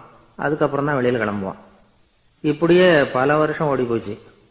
ஒரு நாள் அவனுக்கு அந்த ஆசை வந்துட்டுது. அதாவது அந்த துளையிட்ட நாணயத்தை எடுத்து கண்ணால பார்க்கணும் அப்படின்னு. காலையில சாப்பிட்டுக்கிட்டு இருந்தான். அப்போ தன்னுடைய மனைவி கிட்ட சொன்னான், ரொம்ப நாளைக்கு அப்புறம் என்னுடைய அந்த நாணயத்தை இன்னைக்கு வெளியில எடுத்து பார்க்க போறேன்னா. என்னத்துக்கு அது, இப்ப அதை பார்க்க வேணாமே அப்படின்னு மெதுவா இழுத்தாங்க அந்த அம்மா. இல்ல இல்ல, நான் பார்த்தே தீரணும் அப்படின்னு அவன் தன்னுடைய சட்டை பைக்குள்ள கையை விட்டான். உள்ள இருந்த நாணயத்தை வெளியில எடுத்தான். பார்த்தா அவனுக்கு ஆச்சரியமா போச்சு. அந்த நாணயத்துல தொலையே இல்லை. என்ன ஆச்சு அப்படின்னு சொல்லி அவன் ரொம்ப குழம்பி போயிட்டான். இப்போ அந்த அம்மா சொன்னாங்க, நான் தான் ஒரு நாள் உங்க கோட்டு ரொம்பவும் தூசியா இருக்கேன்னு சொல்லி அதை ஜன்னலுக்கு வெளியில உதறினேன். உள்ள இருந்த அந்த காசு அப்ப எனக்கு தெரியாது, ஞாபகத்துல இல்லை. அது தெருவில் விழுந்துட்டது போல இருக்கு. அதுக்கப்புறம் எவ்வளவோ தேடி பார்த்தேன், கிடைக்கல. அதுக்குள்ள அதை யாரோ எடுத்துட்டு போயிட்டாங்க போல இருக்கு. அது இல்லைங்கிறது உங்களுக்கு தெரிஞ்சா வருத்தமா இருக்குமேங்கிறதுக்காக நான் தான் வேற ஒரு நாணயத்தை எடுத்து சட்டை பைக்குள்ள வச்சுட்டேன் அப்படின்னு விவரத்தை சொன்னாங்க அந்த அம்மா. இது எப்போ நடந்ததுன்னு கேட்டான். உங்களுக்கு அந்த காசு கிடைச்சதே அன்னைக்கு மறுநாளே இது நடந்து போச்சு அப்படின்னாங்களாம். இதை கொஞ்சம் யோசனை பண்ணி பாருங்க. அவனுக்கு அதிர்ஷ்டத்தை கொடுத்தது அந்த நாணயம் இல்லை, அவனுடைய நம்பிக்கை, அதாவது தன்னம்பிக்கை. அதுதான் வேலை செஞ்சிருக்கு. இதுல இருந்து நாம தெரிஞ்சுக்க வேண்டியது என்னன்னா, வாழ்க்கையில முன்னேற நினைக்கிறவங்களுக்கு தன்னம்பிக்கை ரொம்ப முக்கியம். அது இல்லைன்னா முன்னேற முடியாது. ஒருத்தன் சொன்னானா, நான் எப்பவுமே என்னதான் சார் நம்புவேன், மற்றவங்கள நம்ப மாட்டேன். நேற்றுக்கு பாருங்க, திடீர்னு 10 பேர் என்ன அடிக்க வந்துட்டாங்க, நான் ஒருத்தனாவே அதை சமாளிச்சேன் அப்படின்றான் ரொம்ப பெருமையா. அது எப்படின்னு கேட்டாங்களாம். ஒரே ஓட்டமா அங்கிருந்து ஓடி வந்துட்டேன் அப்படின்னு நானா. ஒரு ஊர்ல ஒருத்தர் இருந்தார், ரொம்ப நல்லவர். யாருக்காவது ஏதாவது கொடுத்துக்கிட்டே இருப்பார், கொடையாளி. தினமும் யாராவது ஒருத்தருக்கு ஏதாவது கொடுக்கலன்னா அவருக்கு தூக்கம் வராது, அப்படி ஒரு பழக்கம். அது மட்டும் இல்ல, அவர் கொடுக்கறது அடுத்தவங்களுக்கு தெரியாது, அவ்வளவு ரகசியமா அதை கொடுப்பார். வலது கை கொடுக்கறது இடது கைக்கு தெரியக்கூடாதுன்னு சொல்லுவாங்கல்ல, அது மாதிரி அவர். ஒரு நாள் ராத்திரி அவர் ஏற்கனவே தயாரா கட்டி வச்சிருந்த பணம் முடிச்ச கையில எடுத்துக்கிட்டு வீட்டை விட்டு வெளியில வந்தார். தெருவில் இறங்கி நடந்தார். இன்னைக்கு யாருக்கு தர்மம் செய்யறது அப்படின்னு யோசனை பண்ணிட்டு இருட்டில் நடந்து வந்துகிட்டு இருக்கிறார். யாரோ ஒருத்தர் எதிரில் வர்றது மாதிரி தெரிஞ்சுது. உடனே அவர் கிட்ட போனார். தன்கிட்ட இருந்த பணம் முடிச்ச அவசரமா அவர் கையில திணிச்சுட்டு திரும்பி வந்துட்டார். அப்பாடா, ஒரு வழியா யாருக்கும் தெரியாம இன்னைக்கு தர்மம் பண்ணியாச்சு அப்படிங்கிற மகிழ்ச்சி, மன நிறைவு அவர் முகத்துல. நிம்மதியா தூங்கினார். அப்புறம் எழுந்திருச்சார். மறுநாள் காலையில ஊரு பூரா ஒரே பேச்சு. என்ன பேச்சுன்னா, நேத்து ராத்திரி ஒரு திருடன் கையில யாரோ பணத்தை கொடுத்துட்டு போயிருக்கிறாங்க அப்படின்னு எல்லாரும் பேசிக்கிட்டு இருக்கிறாங்க. இதை கேள்விப்பட்டதும் அந்த பெரியவருக்கு ரொம்ப வருத்தமா போச்சு. அடடா, போயும் ஒரு திருடனுக்கா உதவி பண்ணிருக்கிறோம், பிரயோஜனம் இல்லாம போயிட்டுதே அப்படின்னு நினைச்சார். சரி, இன்னைக்கும் யாருக்காவது உதவி பண்ணணும் அப்படின்னு முடிவு பண்ணினார். ராத்திரி நேரம் வந்தது. இவர் வழக்கம் போல தெருவில் இறங்கி நடந்தார். கையில பணம் முடிச்சு. எதிரில் ஒரு பெண் உருவம் மங்கலா தெரிஞ்சது. இவர் உடனே அந்த பெண் கிட்ட பணத்தை கொடுத்துட்டு திருப்தியா திரும்பி வந்துட்டார். மறுநாள் காலையில ஊரு பூரா என்ன பேசிக்கிட்டாங்க தெரியுமா? நேத்து ராத்திரி நெறி தவறி நடக்கிற ஒரு பெண்ணின் கையில யாரோ வச்சுட்டு போயிருக்கிறாங்க அப்படின்னு எல்லாரும் பேசிக்கிறாங்க. அடடா, இன்னைக்கும் தவறுதலா நடந்து போச்சு அப்படின்னு ஒரு வருத்தப்பட்டார். இருக்கட்டும், இன்னைக்கும் ஏதாவது தர்மம் பண்ணுவோம் அப்படின்னு நினைச்சுக்கிட்டாரு. 3வது நாள் ராத்திரியும் புறப்பட்டார். இப்பவும் எதிரில் ஒருத்தர் வந்தார்.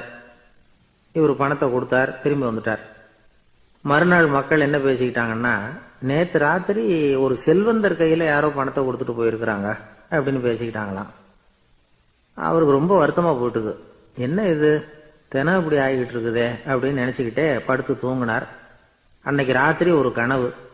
அந்த கனவுல இறைவன் வந்து சொன்னாராம், இதோ பாருப்பா, நீ கொடுத்த தர்மம் வீணா போயிடல. உன்கிட்ட பணம் வாங்கின அந்த திருடன் திருந்திட்டான், அந்த பொண்ணும் திருந்திட்டா, அந்த செல்வந்தனும் கொடையாளி ஆயிட்டான், எல்லாருக்கும் உதவி பண்ண ஆரம்பிச்சுட்டான் அப்படின்னு சொன்னாராம். இந்த கதையை சொன்னவர் யாருன்னா நபிகள் நாயகம். இதுல உள்ள கருத்து என்னன்னா, நல்ல மனசோட தர்மம் பண்ணுனா அது வீணா போறதில்ல. இன்னொரு கருத்து, தர்மம் வந்து தன்னை மட்டும் அல்ல, அடுத்தவங்களையும் தீமையிலிருந்து காப்பாற்றும். இதுதான் நாம புரிஞ்சுக்க வேண்டியது. இந்த காலத்திலேயும் இது மாதிரி சில சம்பவங்கள் நடக்கிறது உண்டு. ஒரு பெரியவர் இருட்டில் நடந்து வந்துகிட்டு இருந்தாரு. எதிரில் வந்த ஒருத்தன் வலுக்கட்டாயமா ஒரு கையை பிடிச்சி ஒரு பண முடிப்பை கொடுத்து வச்சுக்க சொல்லிவிட்டு விலகி போயிட்டான். பெரியவருக்கு ஆச்சரியம், இந்த காலத்திலயும் இப்படி வலது கை கொடுக்கறது இடது கைக்கு தெரியக்கூடாதுன்னு நினைக்கிற கொடையாளிகள் உண்டு போல இருக்கு அப்படின்னு யோசனை பண்ணிக்கிட்டே நடந்தார். கொஞ்ச தூரம் போயிருப்பாரு. அதுக்குள்ள அதே ஆள் திரும்பி வந்தான். கொடுத்த பண முடிப்பை திருப்பி கொடுங்க அப்படின்னு கேட்டு வாங்கிட்டான். இவருக்கு ஒன்றும் புரியல. ஏன் இப்படி பண்றேன்னார். அது ஒண்ணும் இல்லைங்க, கொஞ்ச நேரம் இதை உங்ககிட்ட கொடுத்து வச்சிருந்தேன், அவ்வளவுதான் அப்படின்னா. ஏன்னு கேட்டார். என்னை பின்னாடி போலீஸ் தேடிக்கிட்டு வந்துகிட்டு இருக்குது, அதுதான் அப்படி பண்ணேன், இப்போ போயிட்டு இனிமே ஒன்றும் பயம் இல்லை அப்படின்னு சொல்லிவிட்டு அவன் பாட்டுக்கு நடந்து போறான். ஜெருசலேம் அங்க உள்ள ஒரு தேவாலயம். அதுல உள்ள பலிபீடத்தின் முன்னாடி ஒரு பெட்டி உண்டு. அது காணிக்கை பெட்டி. ஆலயத்துக்கு வர்றவங்க பிரார்த்தனை பண்ணிவிட்டு திரும்பி போற சமயத்துல அந்த பெட்டியில காணிக்கை போடுவாங்க. அவங்களால எவ்வளவு முடியுமோ அவ்வளவு போடுறது வழக்கம். அவங்கவுங்க வசதிக்கு தகுந்த மாதிரி போடுவாங்க. வசதி உள்ளவங்களா இருந்தாலும் சரி, வசதியே இல்லாத வறியவர்களா இருந்தாலும் சரி, ஆலய காணிக்கை பெட்டியில காசு போடுறது அவங்களுக்கு ரொம்ப பெருமையான ஒரு செயல். ஒரு சமயம் இயேசு தம்முடைய சீடர்களோடு அந்த ஆலயத்துக்கு வரார். அங்க உட்கார்ந்து ரொம்ப நேரம் வழிபாடு பண்ணிட்டு இருக்கிறார். சீடர்களும் அந்த ஜெபத்துல கலந்துகிட்டாங்க. வழிபாடு முடிஞ்சது. இயேசு உட்கார்ந்துருக்கிறார். காணிக்கை பெட்டியில காசு போடுறவங்கள கவனிக்கிறார். சீடர்களும் அதையே கவனிச்சுக்கிட்டு இருக்கிறாங்க. ரொம்ப பேர் வரிசையா வந்தாங்க. அவங்களால முடிஞ்ச அளவுக்கு காசு போட்டுட்டு அவங்க பாட்டுக்கு போய்கிட்டு இருக்கிறாங்க. வசதியானவங்க நிறைய பேர் வந்தாங்க. அதுக்கு மத்தியில வயசான ஒரு அம்மா, அவங்களும் வந்து காசு போட்டுட்டு போறாங்க. இப்போ இயேசு தன்னுடைய சீடர்கள் பக்கம் திரும்பினார். ஒரு கேள்வி கேட்டார். இப்ப இந்த காணிக்கை பெட்டியில நிறைய பேர் வந்து காசு போட்டுட்டு போறத நீங்க கவனிச்சிங்க. இன்னைக்கு இந்த காணிக்கை பெட்டியில ரொம்பவும் அதிகமா காசு போட்டது யார் அப்படின்னு கேட்டார். முதல்ல வந்தார ஒரு பெரிய மனுஷன், அவர் தான் அதிகமா போட்டார் அப்படின்னாரு ஒருத்தர். மூணாவதா வந்தவர் தான் அதிகமா போட்டார், நான் கவனிச்சேன் அப்படின்னாரு இன்னொருத்தர். இப்படி ஆளுக்கு ஒரு விதமா சொல்றாங்க. கடைசியா இயேசு சொன்னாராம், இன்றைக்கு அந்த பெட்டியில அதிகமா காசு போட்டவங்க அந்த வயசான அம்மா தான் அப்படின்னாராம். சீடர்களுக்கு ஒன்றும் புரியல. அந்த அம்மா ரொம்ப ஏழையாச்சே, அவங்க எப்படி அதிகமா காணிக்கை செலுத்த முடியும் அப்படிங்கறது அவங்க சந்தேகம். இயேசு விளக்குனார். நிறைய பேர் வந்தாங்க, நிறையவே காசுகள் போட்டாங்க, அது உண்மைதான். ஆனாலும் அந்த அம்மா என்ன பண்ணாங்க கவனிச்சிங்களா? வந்தாங்க, தன்னுடைய காசு பைய திறந்தாங்க, அப்படியே கொட்டுனாங்க. அதுல இருந்தது ரெண்டு காசுகள் தான். அந்த 2 காசும் காணிக்கை பெட்டியில விழுந்துட்டுது. மற்றவங்கெல்லாம் தங்கள்கிட்ட இருந்த செல்வத்தின் ஒரு சிறு பகுதியை எடுத்து பெட்டியில போட்டாங்க. ஆனா இந்த அம்மா தன்கிட்ட என்ன இருந்ததோ அதை அப்படியே போட்டுட்டாங்க. தன்னுடைய பிழைப்புக்காக வச்சிருந்த அவ்வளவையும் இழக்கிறதுக்கு தயாராயிட்டாங்க. அவ்வளவு தாராள மனசு அவங்களுக்கு. அதனால அவங்க செலுத்தின காணிக்கை தான் அளவுல அதிகம் அப்படின்னார். விலை மதிப்பில்லாத முத்து புதையல் ஒருத்தனுக்கு கிடைக்க போகுதுன்னு வச்சுக்கோங்க.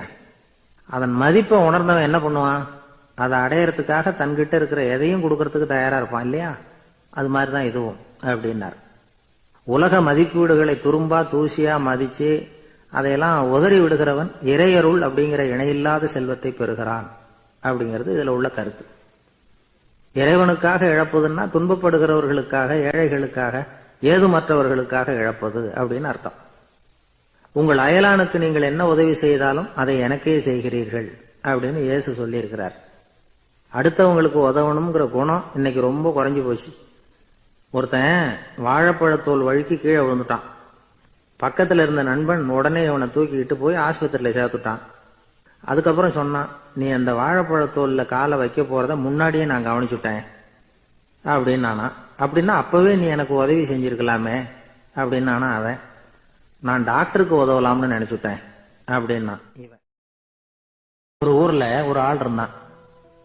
அவனுக்கு வெளிநாட்டுக்கு போகணும்னு ஆசை. ஆனா அவனுக்கு எந்த மொழியும் தெரியாது. இருந்தாலும் சமாளிச்சுக்கலாம்னு முடிவு பண்ணிட்டு கிளம்பிட்டான். ஏதோ ஒரு தேசத்துக்கு போய் சேர்ந்தான். அங்க அவனுக்கு யாரையும் தெரியாது. அவங்க என்ன மொழியில பேசிக்கிறாங்க அப்படிங்கறது கூட புரியல. என்ன பண்றதுன்னு யோசனை பண்ணிட்டு ஒரு இடத்துல நின்றுகிட்டு இருக்கிறான். எதிர ஒரு பெரிய கட்டடம். நிறைய பேர் உள்ள போயிட்டு இருக்கிறாங்க. இவனும் அவங்க பின்னாடியே உள்ள போனான். ஒரு பெரிய அறை, அலங்காரம்லாம் பண்ணி வச்சிருக்கிறாங்க. நிறைய பேர் சாப்பிட்றதுக்காக உட்காந்துருக்கிறாங்க. இவனுக்கு நல்ல பசி. அதனால இவனும் உட்காந்தான். சாப்பாடு போட்டாங்க, சாப்பிட்டான். அன்பான உபசரிப்பு. இவன் மனசு உள்ள நினைச்சுக்கிட்டான், இது ஏதோ அரசருடைய அரண்மனை மாதிரி தெரியுது. இன்னைக்கு ஏதோ விருந்து நடக்குது. நல்ல வேளை நம்ம பசியும் தீர்ந்தது அப்படின்னு நினைச்சுக்கிட்டே நிமிர்ந்து பாக்குறான். சாப்பாடு பரிமாறினவன் எதிரில் ரொம்ப பணிவோட முதுக வளைச்சி வணக்கம் தெரிவிச்சான். இவனும் எழுந்திருச்சு நின்று முதுக வளைச்சி வணக்கம் தெரிவிச்சான். ரொம்ப நன்றின்னா. அவன் ஒரு சீட்டை இவன் கையில கொடுத்தான். இவன் அதை வாங்கி பாக்குறான். என்ன எழுதியிருக்குன்னு ஒன்னும் புரியல. சரி, இந்த நாட்டுல தங்களுடைய நன்றியை சீட்டுல எழுதி தான் கொடுப்பாங்க போல இருக்கு அப்படின்னு நினைச்சுக்கிட்டு மறுபடியும் நன்றின்னா. ஆனா அவன் காசை கொடுங்கன்னா. ஏன்னா அது ஒரு ஹோட்டல். இவன் சாப்பிட்டதுக்கான பில் அது. இவன் அதை புரிஞ்சிக்கவே இல்லை. நன்றின்னு அந்த சீட்டுல எழுதி கொடுக்குறாங்க போல இருக்கு அப்படின்னு நினைச்சுக்கிட்டு அதை வாங்கி சட்டை பையில பத்திரமா வச்சுக்கிட்டு, பரவாயில்லைங்க ரொம்ப மகிழ்ச்சின்னா. ஒரு வெளிநாட்டுக்காரனுக்கு இவ்வளவு தூரம் மரியாதை பண்றீங்களே, எங்க ஊருக்கு போனதும் உங்களை பத்தி நிறைய சொல்லுவேன் அப்படின்னா. இவன் என்ன சொல்றான்னு அவனுக்கு புரியல. இவனை பிடிச்சி அழைச்சிட்டு போய் முதலாளி முன்னாடி நிறுத்தினான். நாம சொன்னதுல இவனுக்கு ரொம்ப பெருமையா இருக்கணும் போல இருக்கு, அதுதான் பெரிய இடத்துக்கு அழைச்சிட்டு வந்திருக்கிறான் அப்படின்னு இவன் நினைச்சுக்கிறான். அவரும் பில்லுக்கான பணத்தை கொடுங்கிறாரு. பரவாயில்லைங்க, ரொம்ப மகிழ்ச்சி, நன்றிங்கிறான் இவன். அவரு பார்த்தார், இவனை நீதிமன்றத்துக்கு அனுப்பி வச்சுட்டார். இவன் என்ன நினைச்சுக்கிட்டான், நம்மளை இந்த ஊர் ராஜா முன்னாடியே அழைச்சிக்கிட்டு வந்து நிறுத்தி இருக்கிறாங்க போல இருக்கு, என்ன ஒரு பெருந்தன்மை அப்படின்னு நினைச்சுக்கிறான். நீதிபதி சொன்னார், சாப்பிட்டதுக்கான பணத்தை கொடுத்துரு, இல்லைன்னா அதுக்கான தண்டனையை அனுபவிக்க வேண்டி இருக்கும்னார். ராஜாவே நமக்கு நன்றி சொல்றாரு போல இருக்கு அப்படின்னு நினைச்சுக்கிறான் இவன். என் மகிழ்ச்சிக்கு எல்லையே இல்லைங்க அப்படின்னா. அவரு பார்த்தார், இவனுக்கு தண்டனை கொடுக்க வேண்டியதுதான் அப்படின்னு முடிவு பண்ணார். உடனே தீர்ப்பு எழுதினார். இவனை கழுதையில பின்புறமா உட்கார வைங்க, இவன் ஒரு மோசடிக்காரன் அப்படின்னு ஒரு போர்டு எழுதி அவன் கழுத்துல மாட்டுங்க, அப்புறம் அந்த கழுதையை ஊரு பூரா விரட்டுங்க அப்படின்னார். இவனுக்கு தான் மொழி புரியலையே, ஏதோ நடக்குது அப்படிங்கிறது மட்டும் புரியுது. எல்லாரும் சேர்ந்து இவனை ஒரு கழுதை மேல உட்கார வச்சாங்க. ஓஹோ, நம்மளை பாராட்டி ஒரு ஊர்வலம் நடத்துறாங்க போல இருக்கு அப்படின்னு நினைச்சுக்கிறான் இவன்.